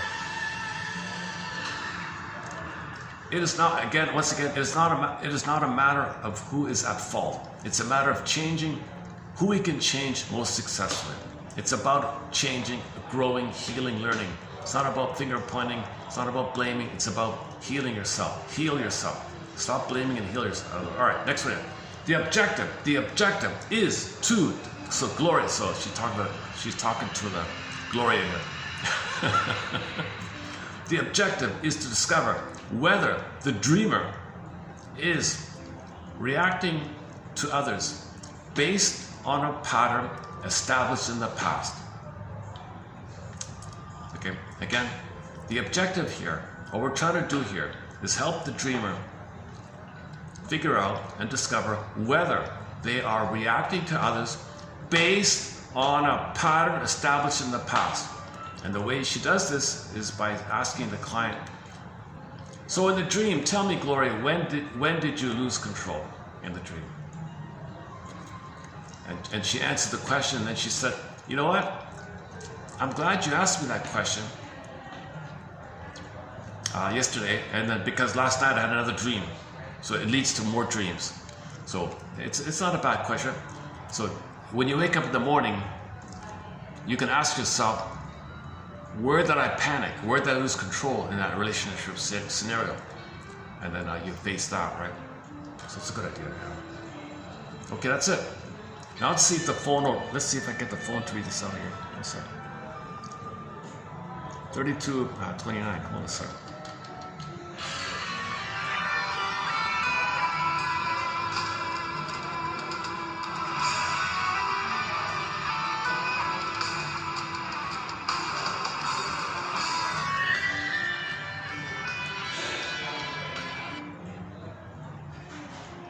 Again. I'm struggling with getting this thing to work. It's been a constant battle getting this thing to read out here. Let's try again. A therapist may address a patient's use of rationalization by saying, every time you mention how your mother neglects you, you always come up with some explanation or another for her behavior. Oh, Junit et al. / whatever I may be thinking of, I am always at the same time more or less aware of my personal existence. At the same time, it is I who am aware, so that the total self of me is duplex, being partly known and knower, partly object and partly subject, which can be called the me and the I. W. James / Freud's use of Sophocles' Oedipus Rex as representing the child's emotional life shows his reliance on story and myth to depict early mental development. Neurotic symptoms serve the purpose of concealment. V. Shermer / at life passages and times of stress, repetitive nightmares are a clear signal that some deeper conflict has not been resolved. Telling dreams to a parent or teacher or mental health professional may provide the child with a vehicle for expressing unresolved feelings that they have no other way to talk about. A Siegel / dreams review the experiences that give rise to strong feelings and match them to related images from the past are Cartwright and L. Lamberg. Relationship dreams. All right, here we go. 1996, declares that in dreams, we look at ourselves with greater honesty and in greater depth. Hartmann, 1995, dreams often seem to be dealing with interpersonal problems, with the dreamer's current concerns about family, friends, and lovers appear to make connections with other persons or experiences in the past. Bulkley, 2000, wrote, perhaps the most commonly experienced form of problem solving through dreams comes in the context of personal relationships. When dreams reveal that the dreamer's past reactions to other people or experiences affect his or her current reactions, at least in part, interpretation of those dreams yields clues for alleviating stress. According to Adler, very courageous people dream rarely, for they deal adequately with their situation in the daytime. Ansbacher and Ansbacher, 1956, p. 360. Go on, come on. Come on, phone, keep going. Oh, for Pete's sakes. Is it going to continue? Sometimes if I just wait, it'll continue.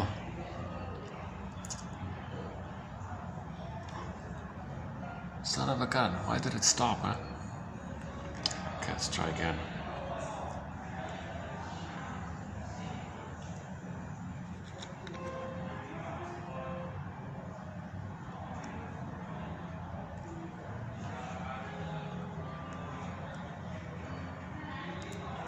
The first parts were just supplemental. These are just the little extras I had on them. So we run through them quickly. A therapist may address a client's use of rationalization by saying, I notice, dear client, I notice that each time you mention how your mother neglects you, you come up with some explanation for her behavior. So rationalization is you want to appear reasonable, sound reasonable, to get you away from what she's doing being unreasonable and the pain. Okay, next one.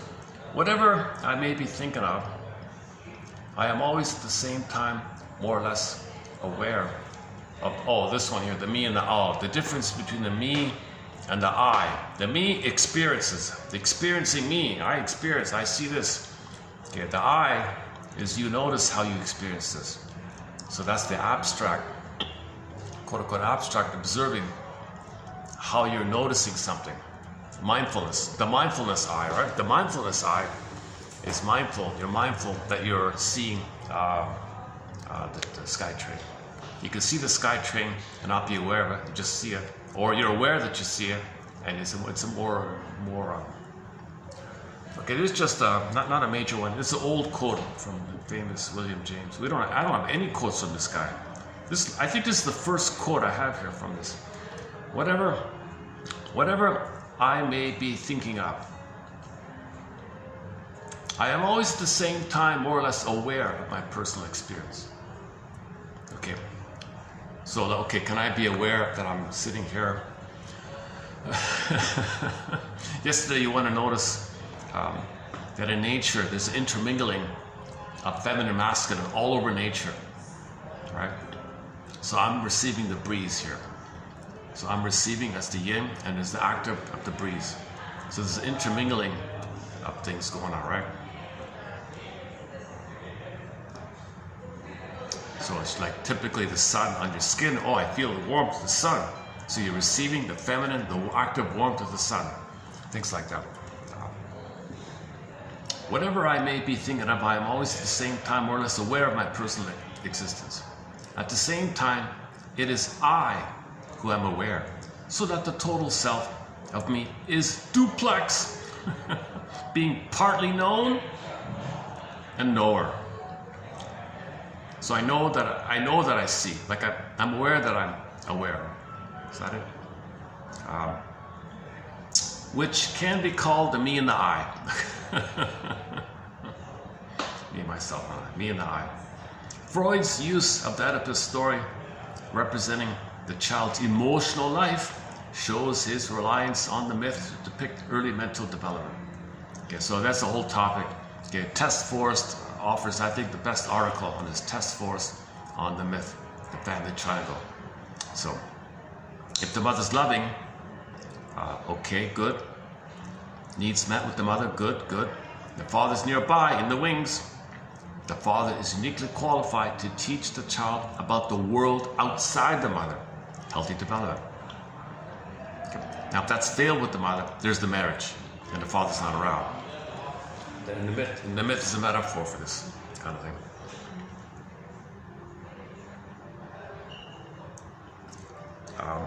The symptoms serve the purpose of concealment. Yeah, so psychosomatic symptoms reveal and conceal the issue. Psychosomatic symptoms, okay, pain in the body somewhere, okay, it's concealed but it reveals to the pain. So the cry with the mother just went to the body, and the pain in the body is the cry to the mother. So it's concealed but it reveals it by the pain, but it's concealed because it's not open to the mother, it's within you like that. But you look at this one there.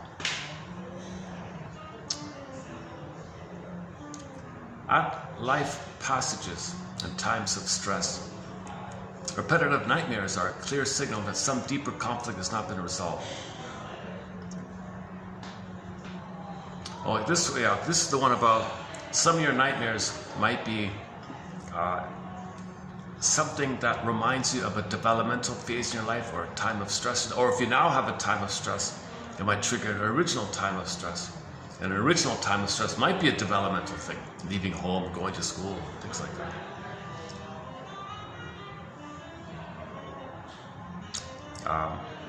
And they're a clear signal that some deeper conflict has not been resolved. All right. Telling dreams. Oh, so for children, if children tell their dreams, it might be the only chance they get to tell their feelings is through the dreams. Dreams don't lie, so the kids have an opportunity to say what they feel under the opportunity of sharing their dreams. Okay. Dreams review the experiences that give rise to strong feelings. Dreams review the experiences that give rise to strong feelings. And you want to match them to the past somehow, all right? Okay, that's just supplemental. The main one here begins with, is Miss Dewsbury. Let's see if I can get it to read out here. Let's see.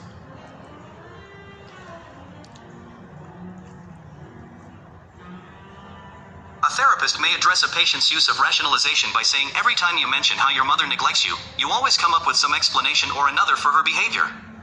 Oh, Junit et al. / whatever I may be thinking of, I am always at the same time more or less aware of my personal existence. At the same time, it is I who am aware, so that the total self of me is duplex, being partly known and knower, partly object and partly subject, which can be called the me and the I. W. James/Freud's use of Sophocles' Oedipus Rex as representing the child's emotional life shows his reliance on story and myth to depict early mental development. Neurotic symptoms serve the purpose of concealment. V. Shermer/at life passages in times of stress, repetitive nightmares are a clear signal that some deeper conflict has not been resolved.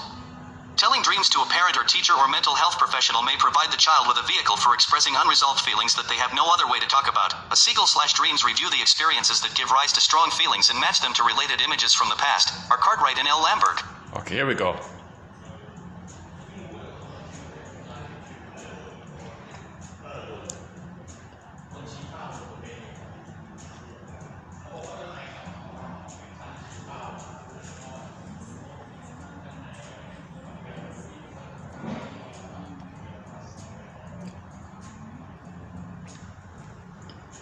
Maybe I should, what if I just cut this whole section out here? TQ 3029. Oh, jumps to the end, huh? Son of a gun. 3029. 3029. Son of a gun. I was hoping the phone to read out this Dewsbury's quotes here. It's a good batch, eh? This is a solid batch on dreams. Let me zip through it here. Relationship dreams. Allman 96 declares that in dreams, we look at ourselves with greater honesty and in greater depth. Hartman 95, quote, dreams often seem to be dealing with interpersonal problems with the dreamer's current concerns. And they appear to make connections with other people in the past. Quote, perhaps the most commonly experienced form of problem solving through dreams comes in the context, problem solving. So most of our problems are relationships. So the problem solving issue, it's about problem solving with relationships. When dreams reveal that the dreamer's past reactions to other people or experiences affect his or her current reactions, at least in part, interpretation of those dreams yields clues to alleviating stress. According to Adler, very courageous people dream rarely, for they deal adequately with their situation in the daytime. Maybe Adler was just trying to make the point. Let's give Adler some credit.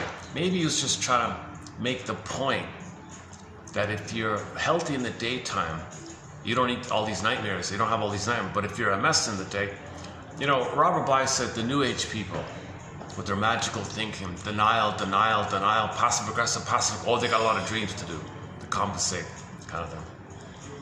Because they're denying their feelings with their magical bypassing, because they got a lot of dreams, they got a lot of nightmares, right? So they might look very polite and demure in the day, they got a lot of nightmares at night, because they're not being honest with themselves. So the more honest you are, the less you need to dream. Maybe it's just trying to, maybe the context was just trying to make the point. And somebody took it out of context and said, did he say that really? I don't buy it. Maybe he just stopped dreaming.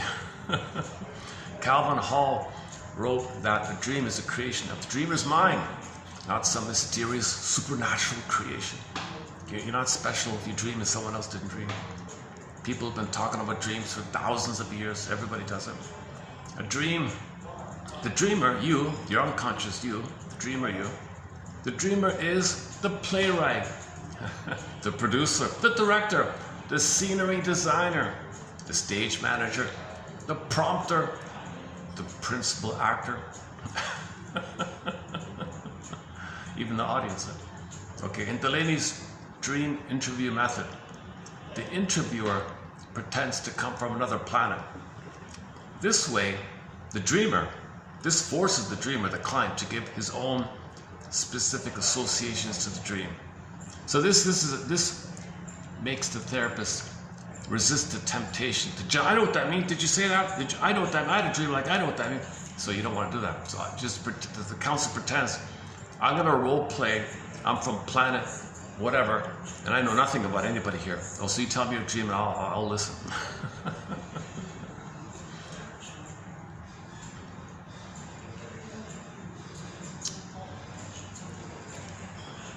Okay, the more you blame, the more you're avoiding yourself.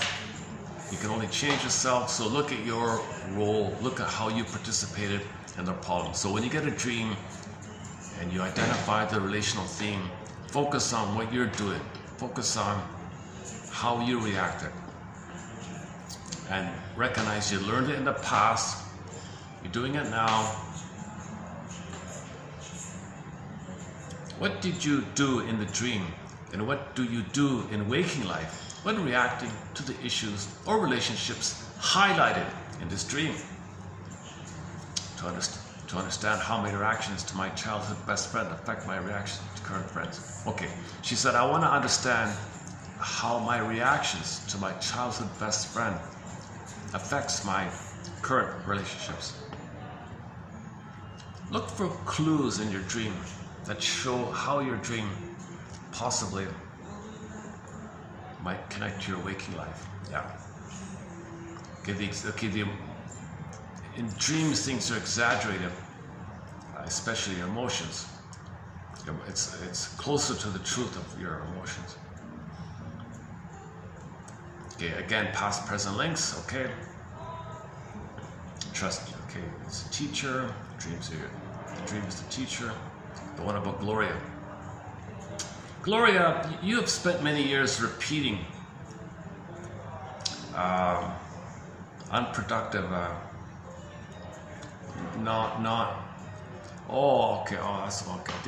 think the word is unnatural here. Yeah, okay. I have a typo here. Gloria, you have spent many years repeating unnatural or dysfunctional, let's say, reactions to others. You have spent many years or maybe decades repeating these troubled reactions to other people. That pattern isn't working for you now. You know what? It never really did it? But since you're here with me, we can look at it. We can change it. Oh yes, I know. It's a struggle. It's natural to struggle in changing long-standing problems. Gloria discovered that she was repeating a stressful behavior that she began as a young child. There is no way she can return to the past to change her reactions from earlier experiences. If she blames and consequently becomes engulfed in negative emotions about others, she could become stuck in those disabling scenarios. And she's repeating it all over again, right? See, if you're blaming, that means the trauma bond is very intense and you're perpetuating the trauma bond. And that's your desire to connect with the mother, have a happy mother. So this is, you gotta unblend, get yourself unstuck from the tar pit of a negative symbiosis with the mother. So if she's blaming others, she's tied to the mother. Blaming others, tied to the mother. So this is, you gotta pull yourself out of the stuck tar pit here. So consciousness.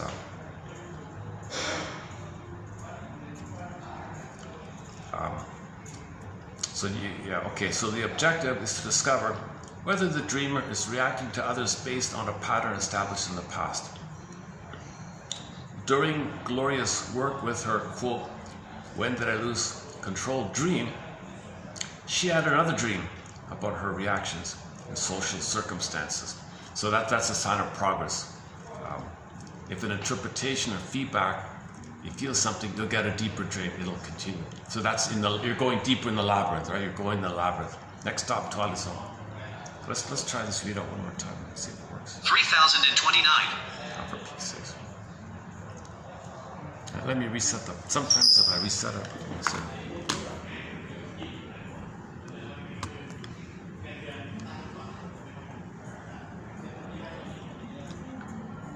the female voice worked better, huh? Last time.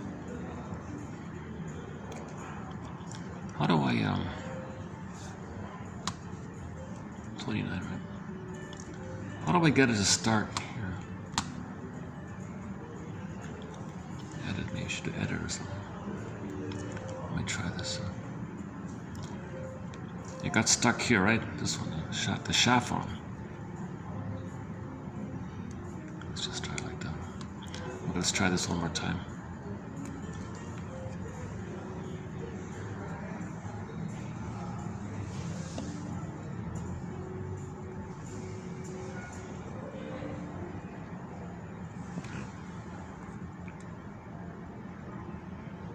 TQ 3029. Yeah, we know that already.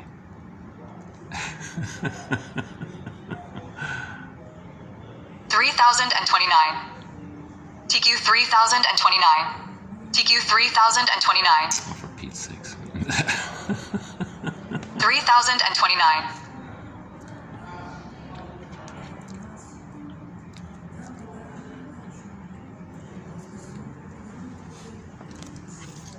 I'll try this another time.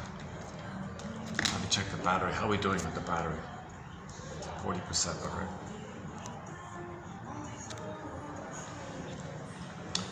Okay. Well, I thought that was pretty good. So it's a good way to number one, recognize there is an unconscious. Okay. It doesn't lie. You know it doesn't lie. Nobody's gonna think your unconscious is lying. No one's gonna think that. Impossible. The feeling is real. When you wake up, you're feeling something. It's based on trying to now feel what you couldn't have felt. You're trying to now feel. The ultimate thing is to feel now what you couldn't have felt. So it's trying to help you to know what you couldn't have known, so you can feel what you couldn't have felt. So both things are happening like that. Yes, dreams are also about just a compensation theory, where you get your needs met in some kind of fantasies to feel better. It's defensive dreams. You got defensive dreams. That's on one level, and the deeper level is the healing kind of dreams, right? So you got to focus on different levels. And once again, when you wait, and in the dream world, okay, there's no time, no sense of place. And so the dreamer can draw on anywhere, any bit. It's the theater. He's the director. He's the script writer. He's the designer. He's the all the actors are.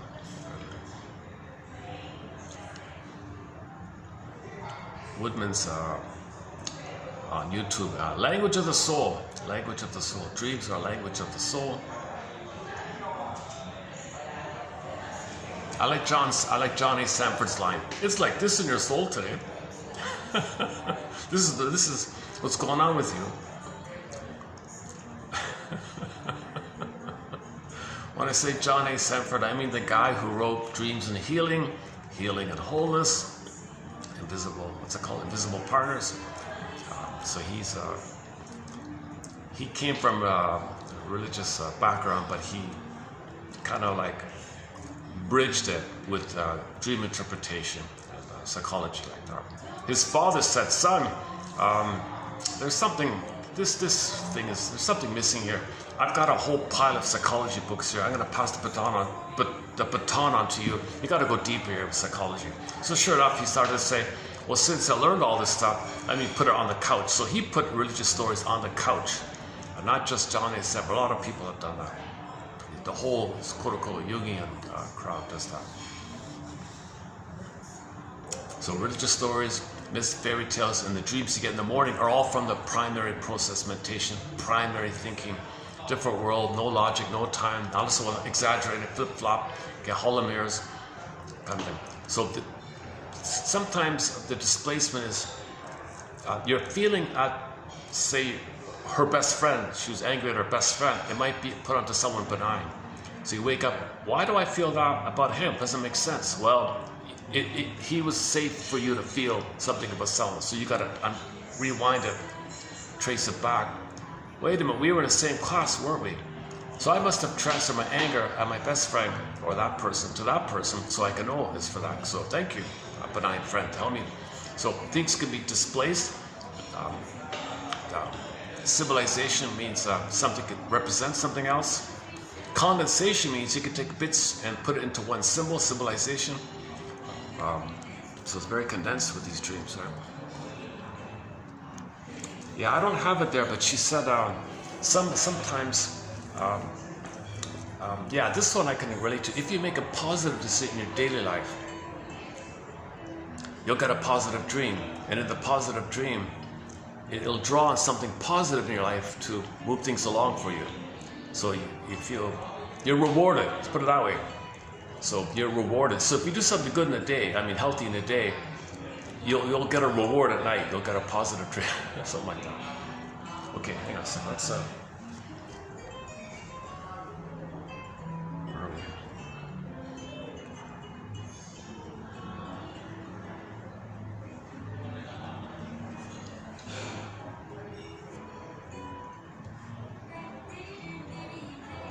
Should we do the schizoid one?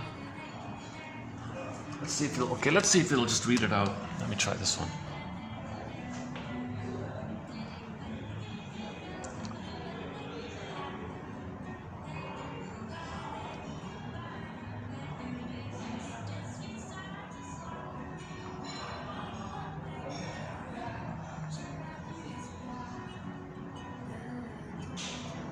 The repetition compulsion is not the norm, but the product of a psyche stuck in the illusory effort to obtain what was missing in childhood.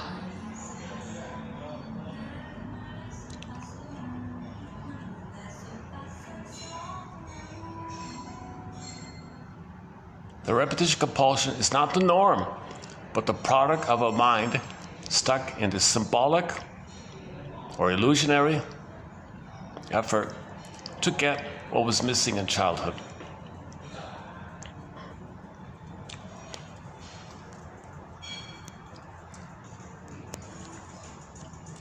Guntrip contended that the schizoid client typically seeks not the breast,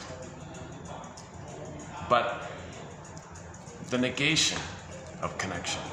So the schizoid's given up. The schizoid wants to deactivate and not get in touch with their need for connection.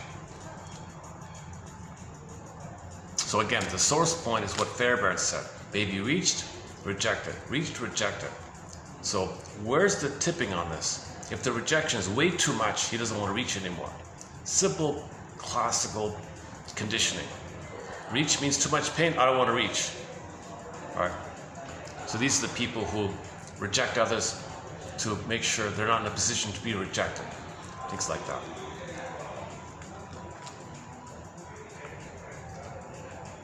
The predominant underlying, the main fantasy of the schizoid is to, this one here. So the regression, the fantasy is the good old days when they didn't need anybody. Babies think they're all onto themselves, so they want to return to that time in their mind. So they're indifferent, they're aloof, they're kind of cold fishes, they think superior, no feelings, apparent self-sufficient, and all this stuff. Whereas most people try, but they're anxious, and they've just given up, right? That's called the avoidant attachment style, but to an extra level where they don't even try anymore or something. Object contact is so threatening to the ego that it must believe in its total self-sufficiency, resulting in a withdrawal into private grandiosity. Okay, this is the turtle narcissus, right? This defense is the essence of Guntrip's conceptualization of what has, over the past several decades, come to be designated as NPD, narcissistic personality disorder.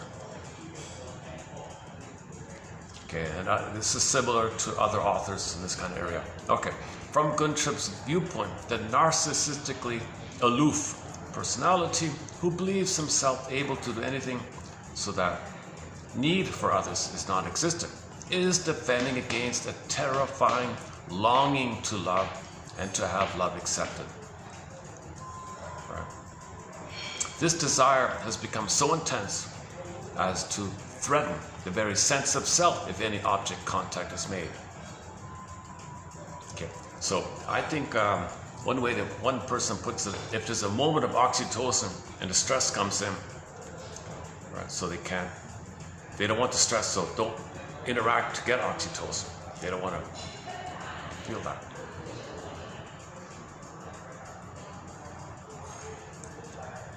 The only alternative, if theoretically they were to connect, it's got to be like complete merger, like complete fusion. But that's impossible. You lose yourself, who am I? It's not going to work, right? So you detach. Okay, Guntrip quotes somebody who says, anybody close to me, the people around me, I don't care about them. So the basic attitude of being cold, like that. And this is the guy whose wife left him. Attitudes of superiority and affectlessness are, for Guntrip, defenses against connection. The defense allows the person to function and experience a minimal sense of connection with reality.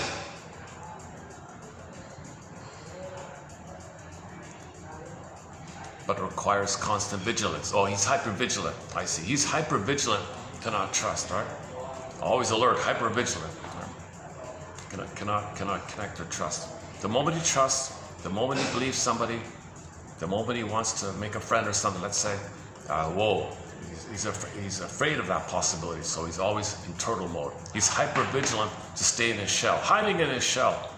Isn't there a song called Hiding in His Shell? Supertramp. Roger Hodgson, he hides. Everybody is a potential threat for this breaking of this shell idea, right? Since interpersonal affect is the most terrifying threat confronted by such people, their lives tend to be lonely, empty, withdrawn. Now they function, they go to work and all that, but they're empty inside. Right? Nonetheless, and this setup is important for them. Otherwise, something worse would happen. So they're very invested in this protective thing. The schizoid character structure is a desperate effort to preserve what little mind they have, the mind they have. Okay, a new self. So what do we do here? Well, before you let that go, you got to start to connect to somebody. How? Well, hang on here. Okay. A new self must be created before the old organization can be given up completely. Okay, so if the schizoid's gonna try a new way, he's got to have some bridging, like some other person there, right? He's not gonna completely let it go. He'll disintegrate. I mean, he'll feel like he doesn't exist or something. He'll space out. Things will get worse for him if he tries to change too much, right? The creation of the self from the inside out, or as one person said, from the kernel, rather than the shell. Okay, if you're going to create a new self, it's got to be based on the inside out, from the kernel, not from the shell. From the shell, from the turtle shell, from the shell, he's not going to establish a new sense of self. The shell is defensive. From a fake, false, pseudo self, you can't spring a new self from the false self. You can't spring a new sense of self based on your springboard being the turtle. You gotta touch the kernel. Inside out. Inside out. Many therapists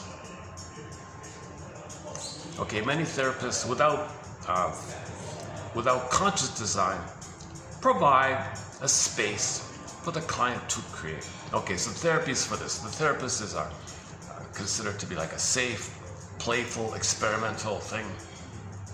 Often clients will use the space to experiment with ways of being and relating before they risk new behavior in less protected environment. Okay, so they can practice with the counselor a little bit. That's one of his, Mr. Summers' main point. This play space or something to try out new ideas.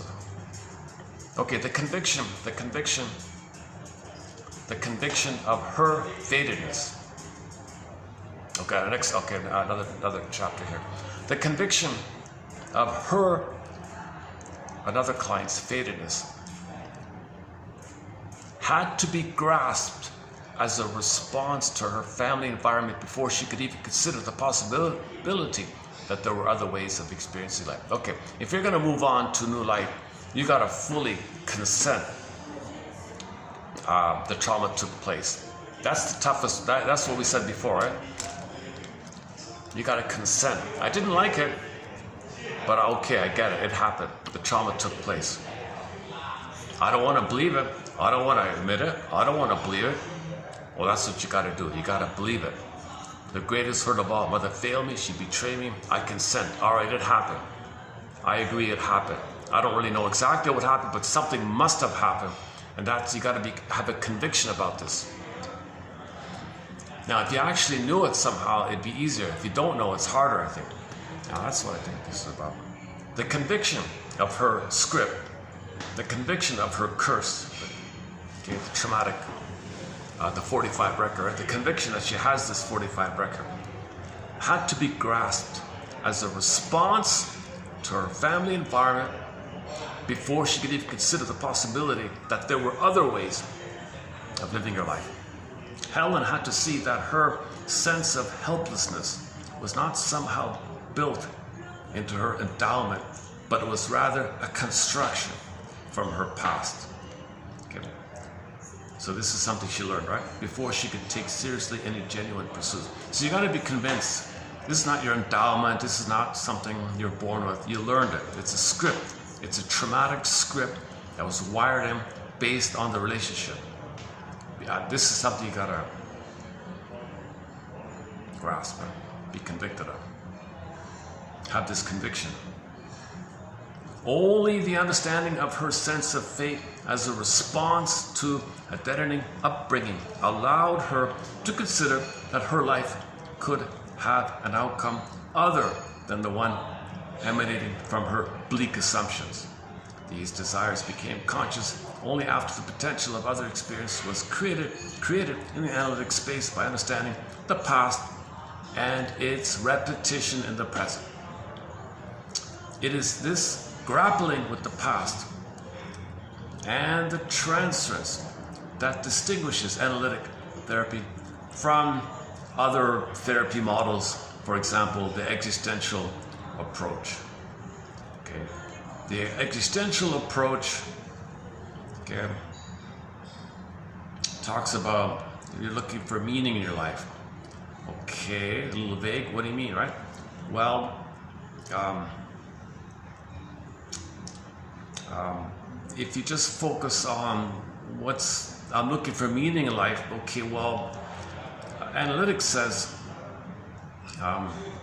then you're dismissing the other dimensions. You're losing the depth of experience that has always been the hallmark of analytic therapy. Without such exploration, any view of the future is likely to be superficial and unlikely to have lasting power. Most importantly, only the plumbing of emotional depths can achieve the sense of authenticity necessary to combat childhood patterns.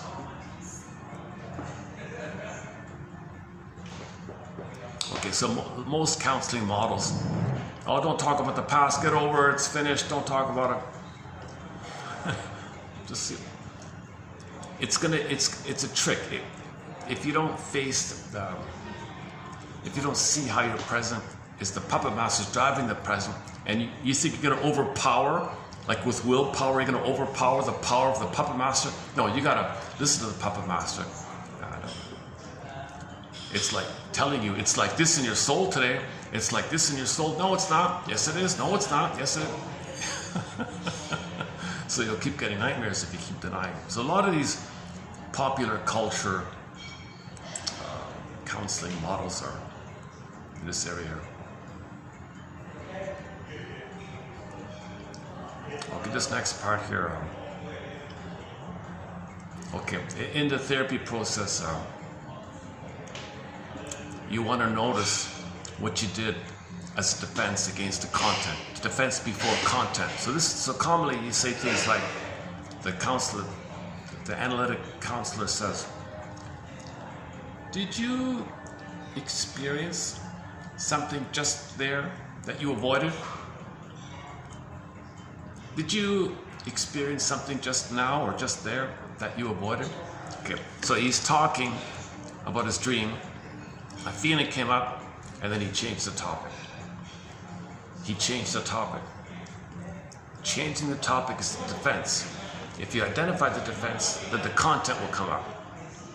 You want the content, you want the feeling to come up, right? That's why you're having the dreams, to feel what you could have felt. But you're afraid of the feeling, so you change the topic. So the way he put it was, did you experience something, an emotion, but didn't say you felt, he didn't say, oh, you felt pain, that's why I changed the topic. If you're going to do that, say, oh, you changed the topic because you were feeling pain. Defense before content. But you want him to realize it himself. Did you experience something? just there that you avoided.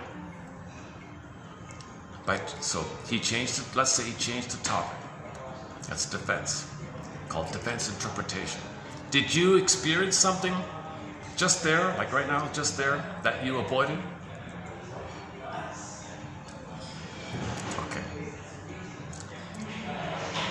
Next one here. Should we do this next one about narcissism? For a narcissistic client, there is little sense of self other than grandiosity.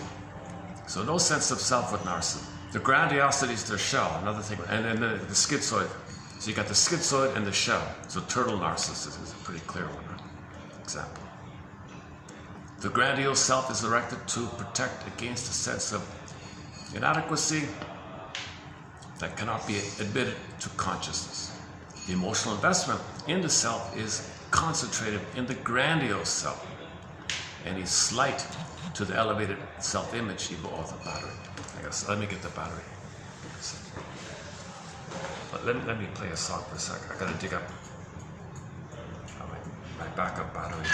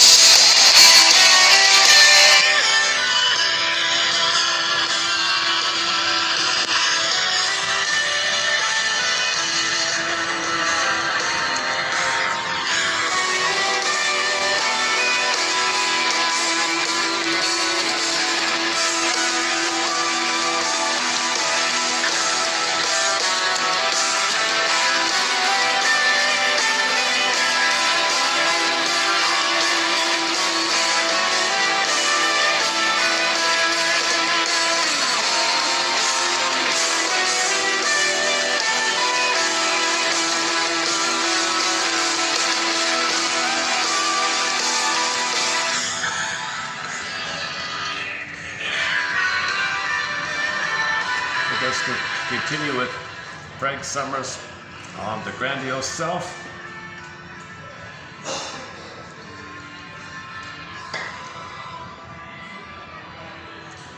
Eddie's slight to the elevated self-image evokes shame and helplessness and threatens the very sense of this grandiose self. If the grandiose self is assaulted so that it cannot be successfully protected, the very sense of self is threatened, resulting in what Kohut has called disintegration anxiety. That's why they can be so angry and aggressive, because they're protecting this fragile, very fragile, fake self, this grandiose, I'm so special self, and you question that, oh, they're aggressive to protect that, you see. To protect the self, defenses are employed, such as denial. Nope, nothing wrong. You're wrong. Okay, you can imagine all the reactive defenses, strategies. One common way to achieve this defensive posture is to devalue the other and even reduce the other to helplessness where that's possible. Okay, so you criticize them, so you feel shame. No, you're no good, you're shame. So you project your shame and make them feel shame to distract you, but you don't want to feel shame. You feel better by yourself by coaxing others to feel shame. One common way I would do this. The narcissistically organized individual opts for immediate narcissistic gratification over long-term self-interest. Okay, here's a challenging thing. I don't have it here. I took it out. I was considering posting what he said. I scrambled with it yesterday. I decided to take it out. But if you read Frank Summers, he's got a thing in there about the pillage system, the plunder system. So the plunder system is very aggressive, very violent, right? So he was trying to say, why is there a quote-unquote glorification of violence, right? Like when you watch films, movies. There's a real, they're trying to say you're important, you're special, you're powerful, but it's all linked with the violence. Like, why is there almost everything, most of what you see on the TV screen is so violent like that? This band we're hearing called Mystery, the leader guy, the guitar guy, Michel Dupre. Is that right? Did I get that right? Michel. Oh, look, Pere, something Pere. Dupre. Le Pere, something Pere. Anyways, I saw him do a cover of a show he said he used to watch as a child called the Peter Gunn Show. So I took a peek at it out of curiosity because he played the theme song to it. Oh my God, extremely violent. It's a borderline horror almost. It's too gruesome. It's too violent. These old crime. It's all criminal stuff to the extreme. But they glorified it. It's exactly what he said. You got the most handsome guy in Hollywood at the time, with probably one of the prettiest looking girls, a Marilyn Monroe kind of, I forgot her name. You got extremely like a supermodel girl and this handsome, super handsome looking guy. And there's a constant romance between the two. But the backdrop is all this incredible violence. And they're kind of like, that's quote unquote glorifying it, making it look, the whole thing, they're trying to associate the coolness of a super cool dude and a super pretty girl, you know, they're trying to associate violence and how cool he is and how violent, you know, he's like a private eye guy, he's got this pretty girlfriend. And so they're trying to associate glamour and this kind of area. And Summers is saying, why is this going on? Why is there this constant barrage of glorifying using various tricks like that show, the Peter Gunn Show? I've stopped watching. I watched a few episodes. Oh, give me a break. It's the same old formulaic, violent kind of thing. Even the Havel Travel is pretty gruesome sometimes. And most of these shows are like that, right? Even Route 66 had a lot of gruesome kind of episodes. It's a relief to watch the Partridge Family. I've been watching the Partridge Family just for something simple, huh?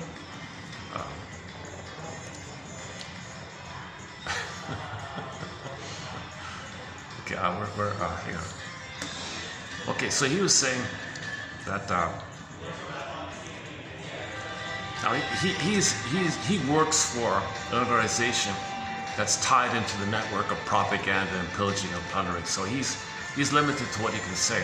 But he did put out one article very carefully, in a very harmless, non-offensive way, try to teach the reader in a non-offensive way, in a very careful way. I can guess his frame of reference, where he's coming from. He's the president of the thing. So he doesn't ruffle feathers. He's a harmless kind of character, right? Just a simple, nice guy or something like that. But anyways, his article, what he was trying to say was, which won't get across because of his excessively polite manner, what he's trying to say was, the plunder system, now there's a glorification of violence in these shows because violence reinforces the grandiose self, the grandiosity self. His quote there about the grandiose self. Because you're so tenuous, so vulnerable, right? It's a hyper vigilance to protect your shell, that you're king of the god, you're special king of the god, special grandiose self. Remember, there's no real self, there's no authentic, it's empty. There's no real self, there's no vital self, core self. If there's a feminine, no feeling, right? It's empty, hollow self. Okay, it's empty there, right? Mother wasn't around, so it didn't develop. You got exiled. It's a little, right? So all you have is this protective thing. If that's all you have, then all your energy is focused on protecting this thing. That's the grandiose self. Now, from that place, you're constantly hyper alert to protect that thing. So you're a little paranoid because you're perceiving anything out there as connecting, as a person, as something important. I can't do it. Protect. So violence is a constant defense maneuver to protect this shell. So they always say offense, best defense. They mean it like that. It's protecting your grandiose self. So they're always aggressive like that. So this is reflected in the shows people watch. So all these TV shows are violent because that's an extension of the narcissistic self that a lot of people have. And this is connected to the pillage and plunder. So we're plundering the planet so violent like that, protect people's identity of being so. Because why? Because so many babies in the plunder system are not being properly bonded with the mother. Mothers are not around to give the sweetness to the baby. Babies are being removed, that'll do it. If the baby's severed from the cord of the placenta and the mother, put on a scale, hormones go away, washed up, no skin to skin, bottles and things, all these procedures, traumatic birth, a lot of birth trauma will do it. If the baby has birth trauma, he'll feel empty inside. So he'll create the shell, the grandiose self, and the grandiose self is it's very like thin kind of thing, so it can easily, anything can kind of go through where something is good. I can't have goodness. I gotta reject goodness. So he's always against everything, because to reject and it kind of goes because he can't connect. Fear of connection, because connection means existential pain. Mr. Coat called he quoted Mr. Right. This is a new one for me. Disintegration anxiety. That's why he's so violent. I don't want to disintegrate. I got to be violent because I'm always in disintegration anxiety, to use his phrase. I don't really like it, but he was trying to link this to why there's a glorification of violence in all these shows you watch. Like, you want to enjoy a show, but they shock you all the time with gruesome violence. That Peter Gunn was a classic example. Even the one Decoy, the pretty lady Decoy, the first policewoman one. I forgot, Beverly something, Beverly. I forgot her last name. Even that one is extremely violent. That was a gruesomely violent show, Decoy. They got a super pretty girl, but the episodes are unbelievably over the top violence, right? And they're trying to glorify, normalize or something. They're kind of doing this kind of thing. So this traces back to people doing this, people creating this, because the culture is a lot of babies are being ripped away from the mother, and that'll do this. So you're angry always, you're against. So the violence is against. Okay, so the more you have that, the more the mode of that becomes the plunder system, the pillaging the plunder system. So the whole plundering the planet, pillaging the planet is against the planet.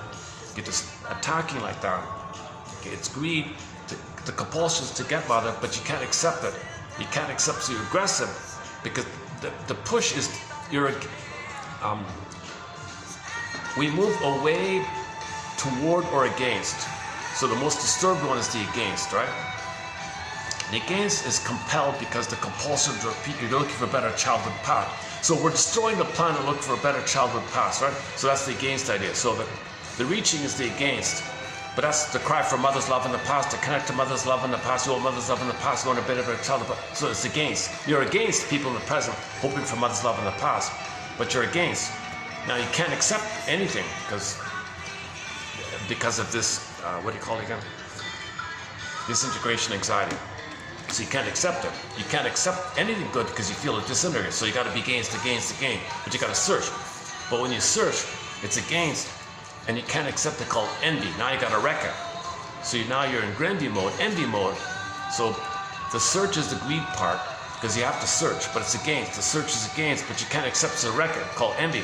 So we're eating up the planet as fast as we can. Yesterday, Rick had a song called Big Lie. Okay, the folk singer Bruce Coburn has a 3-minute song called Call It Fill in the Blank. If you want a song that summarizes the plunder system in less than 3.5 minutes, whatever, in under 4 minutes, he describes the pillage and the plunder in one folk song. Call it underscore, and you can take your pick what you want to put on there. He calls it, I took it out. He calls it informal plundering or indirect plundering. I forgot exactly. So we're still plundering, but it's just more veiled. It's more kind of like informal, like more casual. We're still plundering, but things are kind of casual in it. It's not like, it's just a different form of it, right? So before we were plundering bluntly, now we're plundering a new kind of plundering, which is the veiled way or something. But we're still plundering the planet for a quick buck. We're eating up the planet as fast as we can, right? Oh, it's my battery. Oh, how's the battery? Check the battery. 25%. Wow, eh? Okay, I got this plugged in. I'm doing it. Okay, yeah, luckily I held up today with the background noise. Sometimes I can put up with background noises. Sometimes I kind of get draws. Today was okay, yeah. Okay, so okay, again, did I get it through? His article is about why he was trying to analyze why is there a glorification. Like he turns on the TV, he hates it. He doesn't want to watch all this violence and the video kids and the video games. So I'm like, why is there this? And it's glorified. It's very glamorous. It's like cool or something. Like, what? This is sick. It's a sickness. It's an absolute illness like this, right? So shrinks are meant to be healers, and, soul doctors. So you gotta identify, name it. Gotta name it. People don't want to talk about it. So. Number one, you posed a question, he said, why is there a glorification of violence? And he said around him and where he lives, he said there's an immense amount of violence around him. Although there's a lot of wealth, there's an attitude of violence around him. Because kids grow up with constant violence on the shows like that. It protects your grandiose self. The grandiose self is a very fragile thing. It's very on the edge all the time to this disintegration anxiety, right? Yeah. So you don't want to feel this persecutory abandonment depression. Masters calls it abandonment depression. Let me experiment with this one with Mr. Coe, disintegration. That's a creepy, it's an icky phrase, right? But maybe to be realistic, to account for why people are aggressive, because they feel if they're not, they're going to disappear kind of thing. They're not, they'll be okay. They'll be okay if they realize they're in the present, not in the past, but the puppet master thinks they're always in the past, right? So you can have a new life from the inside out, from the kernel point of view. You got to touch something inside of you, even though it's empty, even though it's hollow. You got to start somewhere, right? Just experiment, trial and error. Maybe a person might like this, a person might like that. They don't know what it is, right?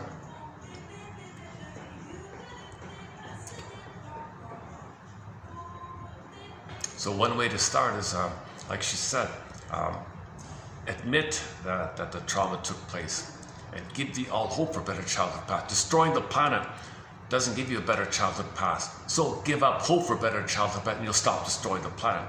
Give up hope for a better childhood past. By consenting the trauma took place, mother was impaired and you want to destroy the planet. You got to get a feeling. So the feeling is the kernel and you got to build from the feeling. That's the real self. What are we doing here?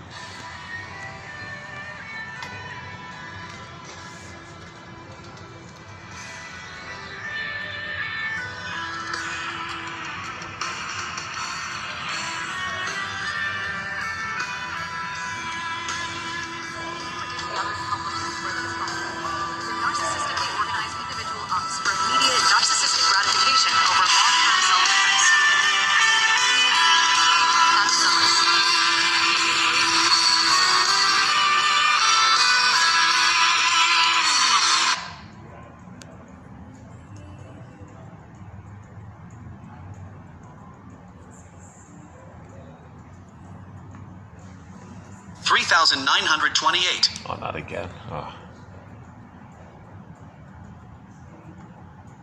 F. Summers.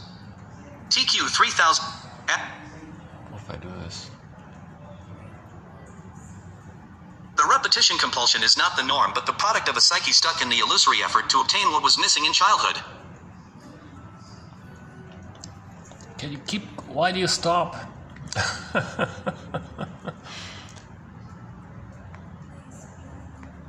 The repetition compulsion is not the norm, but the product of a psyche stuck in the illusory effort to obtain what was missing in childhood. How do I get it to continue? If I do this, it jumps to the end, huh? For a narcissistic patient, there is little sense of self other than grandiosity, e.g. Kernberg, 1984, Kohut, 1971. The grandiose self is erected to protect against a sense of weakness and inadequacy that cannot be admitted to consciousness. The emotional investment in the self is concentrated in the grandiose self. Any slight to the elevated self-image evokes shame and helplessness and threatens the very sense of self. If the grandiose self is assaulted so that it cannot be successfully protected, the very sense of self is threatened, resulting in what Kohut, 1984, called disintegration anxiety. To protect the self, defenses are employed, such as denial of all mistakes, failures, and limitations. One common way to achieve this defensive posture is to devalue the other and even reduce the other to helplessness where that is possible. The narcissistically organized individual opts for immediate narcissistic gratification over long-term self-interest. F. Summers. TQ 3928. Oh yeah, back to the glorification of the violence. In one of the episodes of the Peter Gunn show, there was a very gruesome, I had to turn away, I don't want to watch these, a very gruesome crime took place in a guy's restaurant. The owner was thrilled. He was happy that this happened to one of his customers. All he cared about was, oh my God, free publicity. I'll get all this free publicity. I think this will bring in a lot of customers. He was excited because he believed that all this talk about his restaurant, this gruesome thing took place in his own restaurant. People would be curious. Then there's no such thing as bad publicity. He probably thinks all he thought about was the more money he's going to make. He was giddy about it. This is sick stuff, right? It's a sick show. It's a disturbing show. I don't know why people like that show.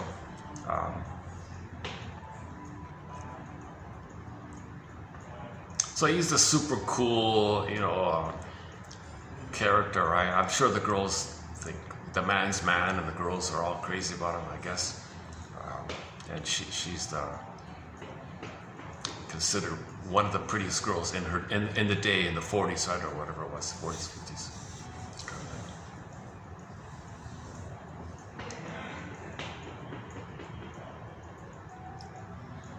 So the script writer had it in there that the restaurant owner is glorifying how great it is. This crime took place, I'll make money. So the glorification of this whole milieu, this whole theme like that.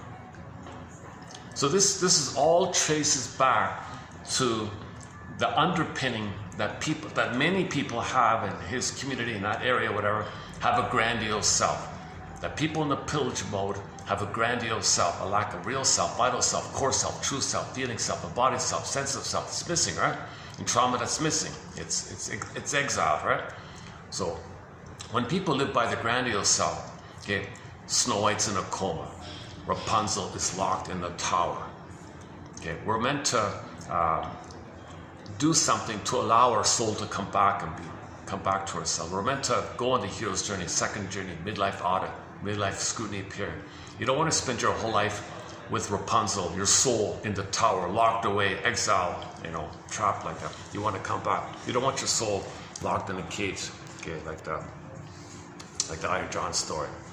So every fairy tale has this monolith, right? The soul is missing or something. It could be a wounded child, it could be all these kind of things. So in the theater of the mind exercise by Menninger, you imagine a theater, everything is your mind, all parts of you. You're the audience, you're the observer. And so everything going on in the scene of the theater of the mind is the dreamer, you're creating it. So you imagine you're watching what you're creating. So you're creating on the stage something in your life, a dream scene played in your life. Parts of you get, parts of you don't get, screened out.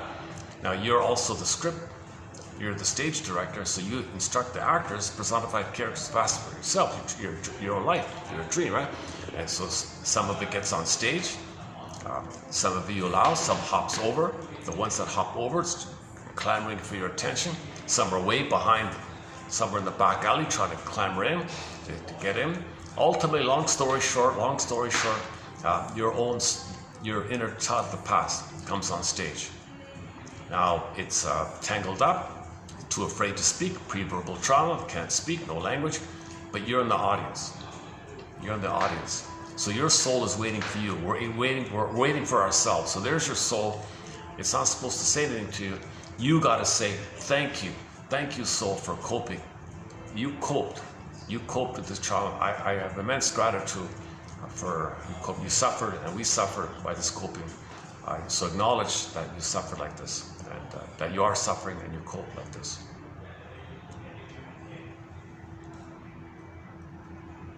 So give yourself empathy.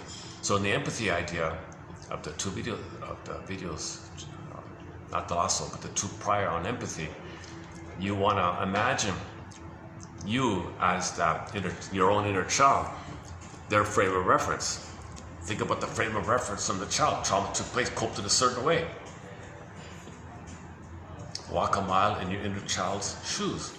Not with your shoe size, with your inner child's shoe size. That's you, right? So give empathy to yourself, recognize, and put words to what you experience, your inner child experience. Okay, so your inner child's waiting for you to be seen, recognized. Give an empathy. Empathy is healing, like this, right? But there's got to be somebody in the audience. You are in the audience. So you got to be in the audience. So that's your experience. Your soul is the experience in you, the me, and the I is in the audience. I and the me. Mr. What's his name? William James. I and the me. So me comes on stage, and the I is going to see me. I see me. I see you. I see me.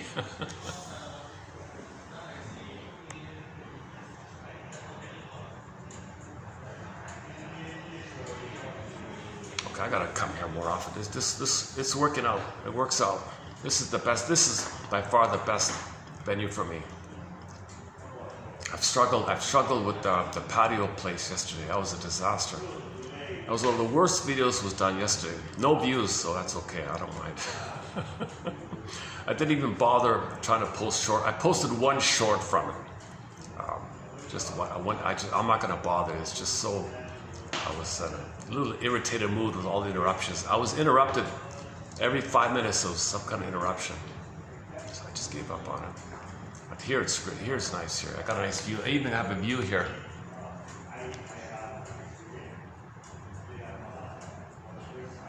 It's a nice little place here. Luckily, see, they're open between lunch and the dinner, right? So this is I got this little space. I'm tired. What time is it? Let's see. Oh, 5:30. Okay, let's wrap it up soon.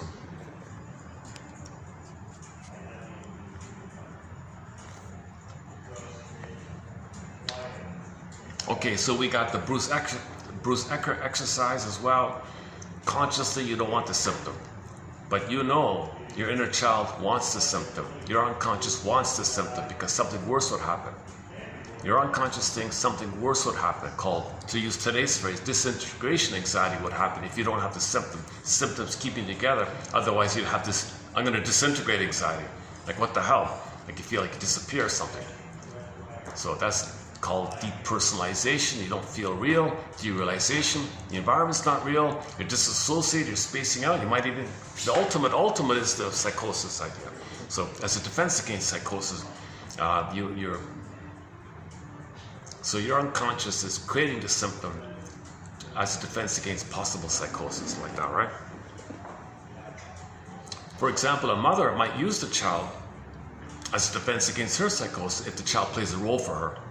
So that's one. So mothers might scapegoat the kid. Mothers scapegoating the kid, coaxing the kid to play a role for her in a thing called protective identification, where the kid identifies and internalizes what the mother says the child should be and think and do and play and all that, which is against his vital self. He's got a mask. So that helps the mother, but he suffers. The kid suffers. The kid's suffering, but the mother gets some relief.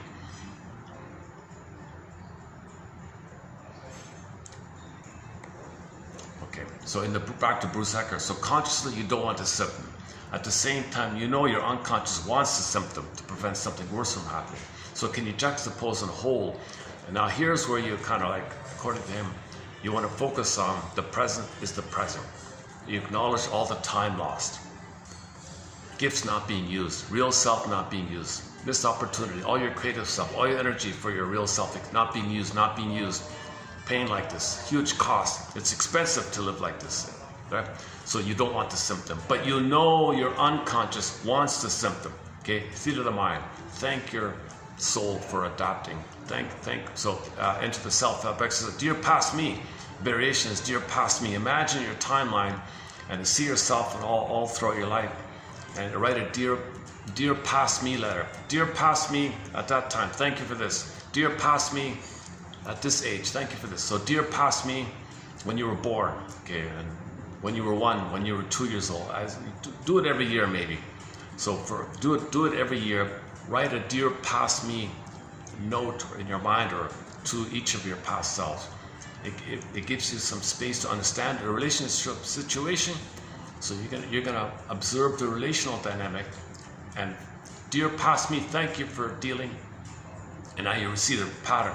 Dear past me, at this age, thank you for dealing with it. And you see it like that. So we got different, it's a different self-help. Like dear past me exercise.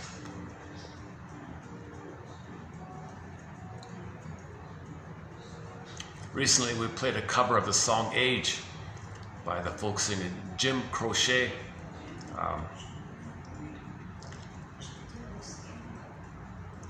The folk singer Jim Croce, Croce, I'm not sure how you pronounce it. So he's got a song called Age. Another one of these mysteries about what happened to him.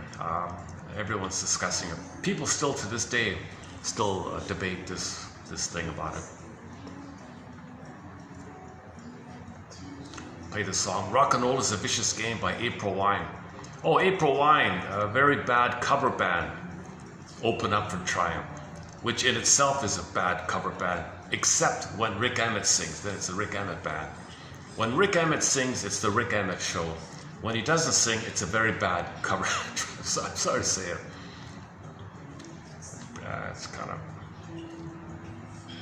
so it was, I don't know, it's more of a nostalgic. This whole April Wine Triumph tour they just completed was a nostalgic trip. It's just a memory reminder of your youth kind of thing. It's just capitalizing on people's memories. Oh, I remember that. Oh, I remember those songs. Oh. Anyways, Miles Goodwin, the leader of April Wine, passed away, I don't know, 5 years ago or something like that. One of his hits is called Rock and Roll is a Vicious Game. Rick Emmett has a song called Just a Game. Oh, sorry, Jim Croce, yeah. So it's a mystery about what happened to him, right? Anyways, he has a song called Age. It's not one of his hits, but it's a great song. And I found a cover, a couple from Italy, a young couple from Italy. They're bucksters, they're street performers. They're in a tourist town on the boardwalk by the sea, doing a cover of Age. It's the best cover I've seen so far. Jim Croce doesn't. I haven't found any live versions of him singing it. But this couple, this buckster couple, called the Streetwalks. They call themselves the Streetwalks because they perform on streetwalks with the guitar case open. People give them donations. So why don't we wrap up with that song? Unless this phone will read it out. Let's see.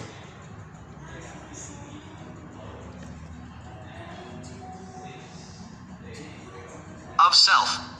If the grandiose self is assaulted so that it cannot be successfully protected, the very sense of self is threatened, resulting in what Kohut, 1984, called disintegration anxiety. To protect the self, defenses are employed, such as denial of all mistakes, failures, and limitations. One common way to achieve this defensive posture is to devalue the other and even reduce the other to helplessness where that is possible. The narcissistically organized individual opts for immediate narcissistic gratification over long-term self-interest. F. Summers. TQ 3928.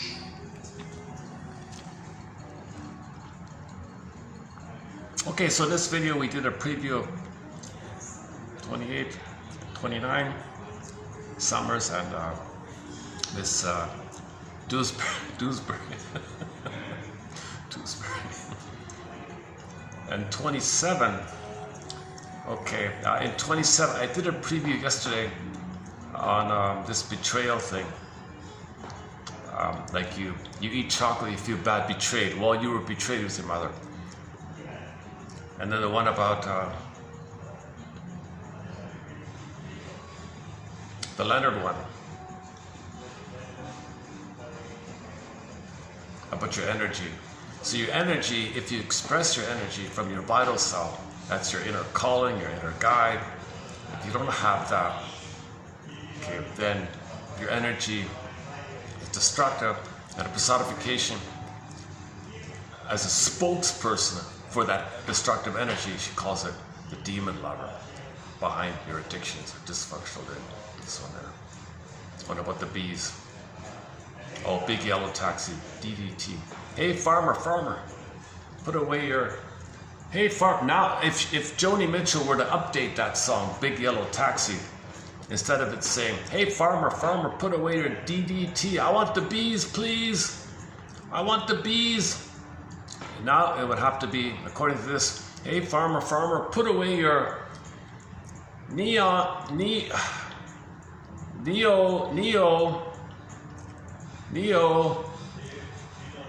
hang on, N-E-O-N, neon, right? Neon, I-C-tenoids. Neoni cotenoids. However that's pronounced, it'll show up there.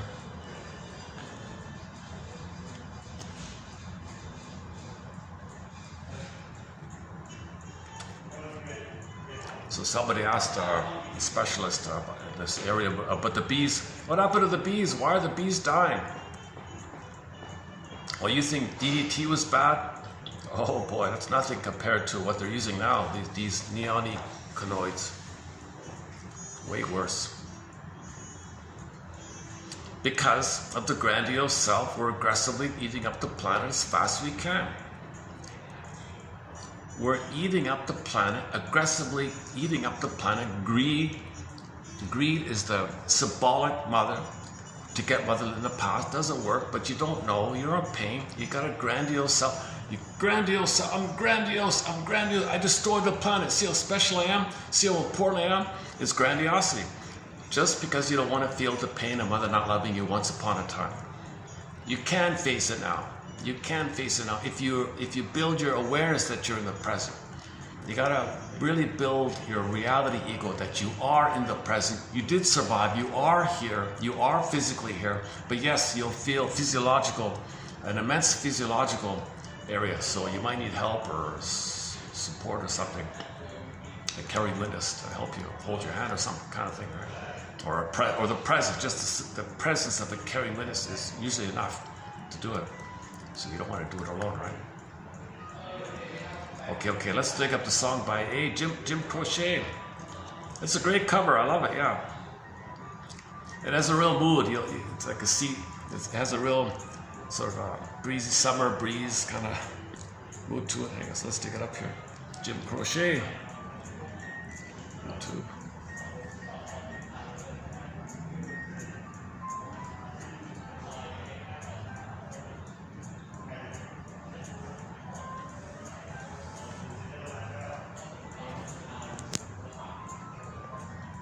Okay, here we go. The sidewalks.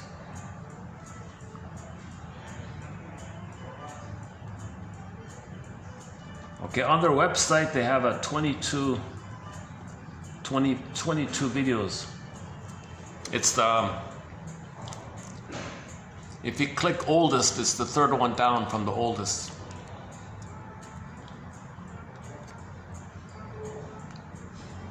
Wait for the ad, hold on. Okay, good, no ad, all right.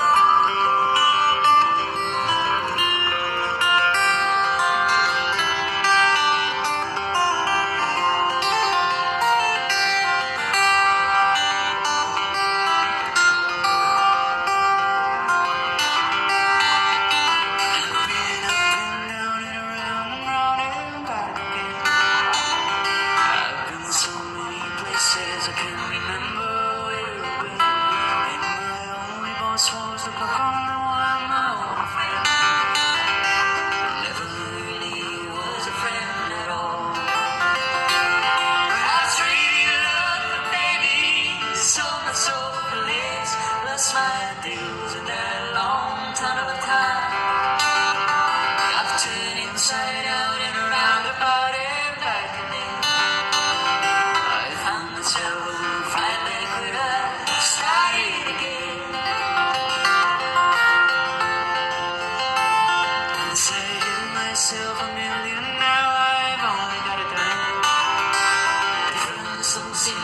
this man today.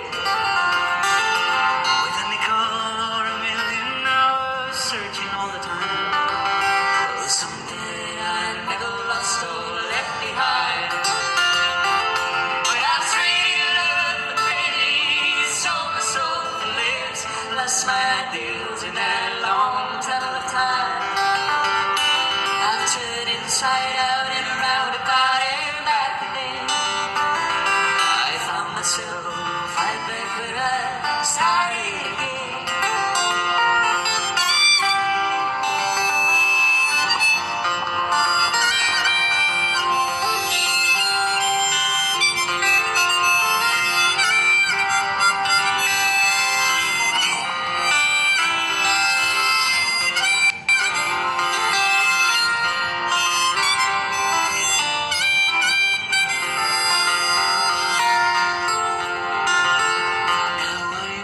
Second circle and I'm headed for the top. I've learned a lot of things along the way. I'll be careful while I'm climbing cause it hurts a lot to drop. But when you're down, nobody gives it there anyway.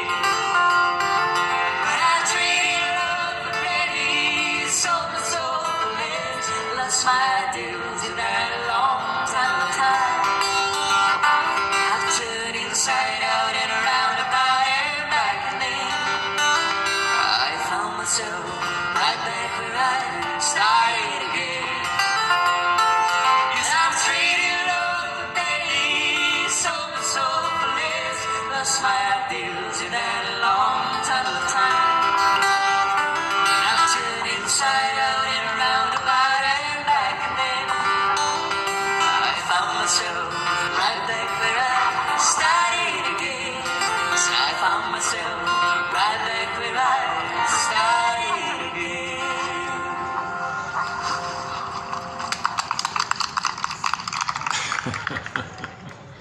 Your mission, submitted for your approval and consideration, should you choose to accept it, is to visit the 2 pages we discussed here today, 30, 20, 30, 20. There's that's what I was talking about. The Peter Gunn. This is what I was talking about. The guy from Mystery did a cover of this. Talk about. So here's glorification of violence. This guy here. I'll just play a bit of it, maybe. He's got a great. I love the band Mystery. It's a great band, Mystery.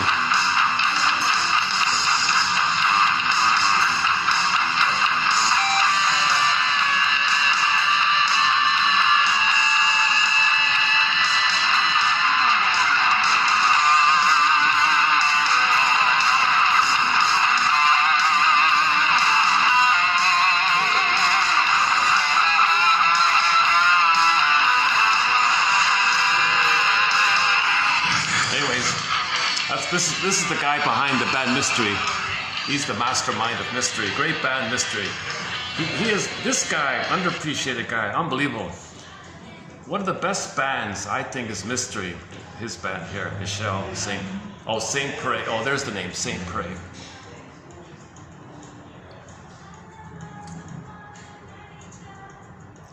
Oh, you know what? Yesterday I tried to play a cover.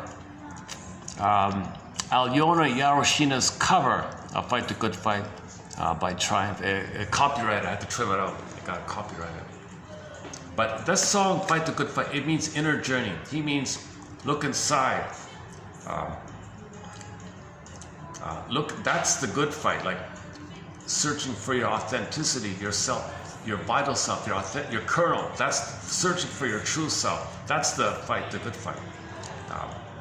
That's what that song means. So his aunt was ill, in the hospital, all that. So he wanted to give her some inspiration. Come on, Auntie, you hang in there. We love you, and hold on, fight the good fight, and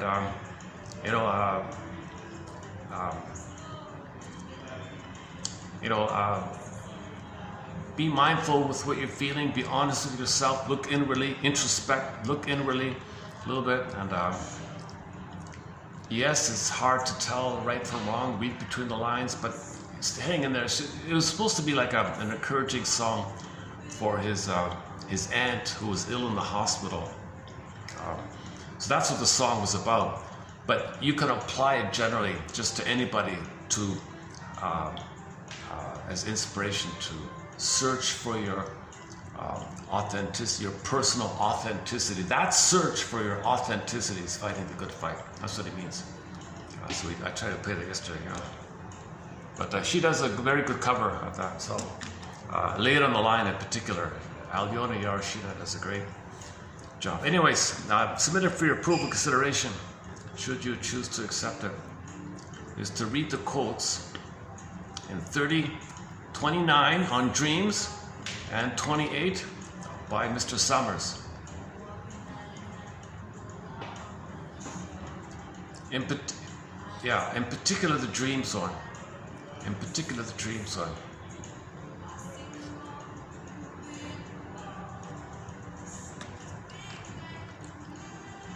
Right? And look for the relational theme that's coming to you in your dreams, and see if you can trace it back to the source point, and how can you apply what you learn in your regular daily life. In your daily life, apply what you learn from your letter, from your soul, from you to you, and your letter is telling you it's like this in your soul today. You're repeating what happened in the past with your current relationships. You learned in the past, here it comes again, here it is again. It's like this with you. Be aware of it and then apply that knowledge to your regular life. And then you'll get a reward. You'll get a pleasant dream. Oh, thank you. It'll draw some happy time and it'll give you a happy experience. Right? Submitted for your approval. Consideration. To be continued. We'll continue on the work of Miss Dewsbury. Is that really her name? Is that really her name? Did I get that right? Hold a sec. Is it Dewsbury? Hang on a sec. Oh yeah, yeah, sure enough. Evelyn Dewsbury. Okay. Nice. She's got a nice front jacket. Yeah, with the tree there. Okay, so we'll continue on this book. A good book. It's one of the better ones. There are gajillions of books on dream interpretations. I found this one this morning here. Well, definitely one of the better ones here. So if you like the quotes posted in TQ 3029, you'll get more in that book. That's so we'll continue there. Okay, sweet dreams, which we will analyze in the morning. That's a line from the film Spellbound. The shrink had some friends, some visitors to his home, right? So he said to the visitors, okay, time to turn in. Good night, sweet dreams, which we will analyze in the morning. Okay. Let's wrap it up here. So any final thoughts here?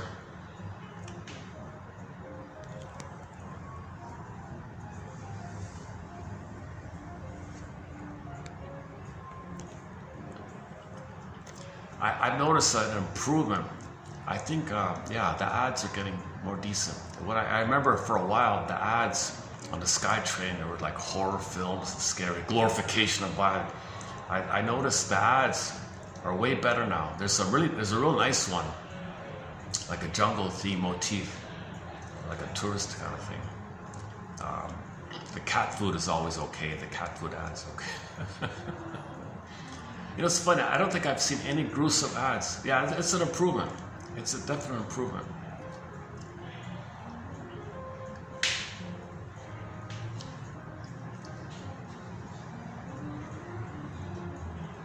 Okay. People coming up, people pouring. Okay, I see people pouring in. Okay, I'll wrap it up here. Okay, so once again, submitted for your approval and consideration is to notice the relational theme that you have in your life by noticing the dream you get in the morning. And the dream you get in your morning is telling you, hey, you, it's it's like this in your soul today. In your soul, in your unconscious, there's a relational theme, a pattern, a recurring pattern, again and again from the past, again to present, past, present, current from the past, current reflection of the past. It's like this, it's still going on. I'm bringing it to your attention. Can you see it? Can you learn it? Apply this knowledge. Apply this knowledge to your current life, and I'll reward you with a sweet dream, which we'll analyze in the morning. Okay, see you next time. See you next time.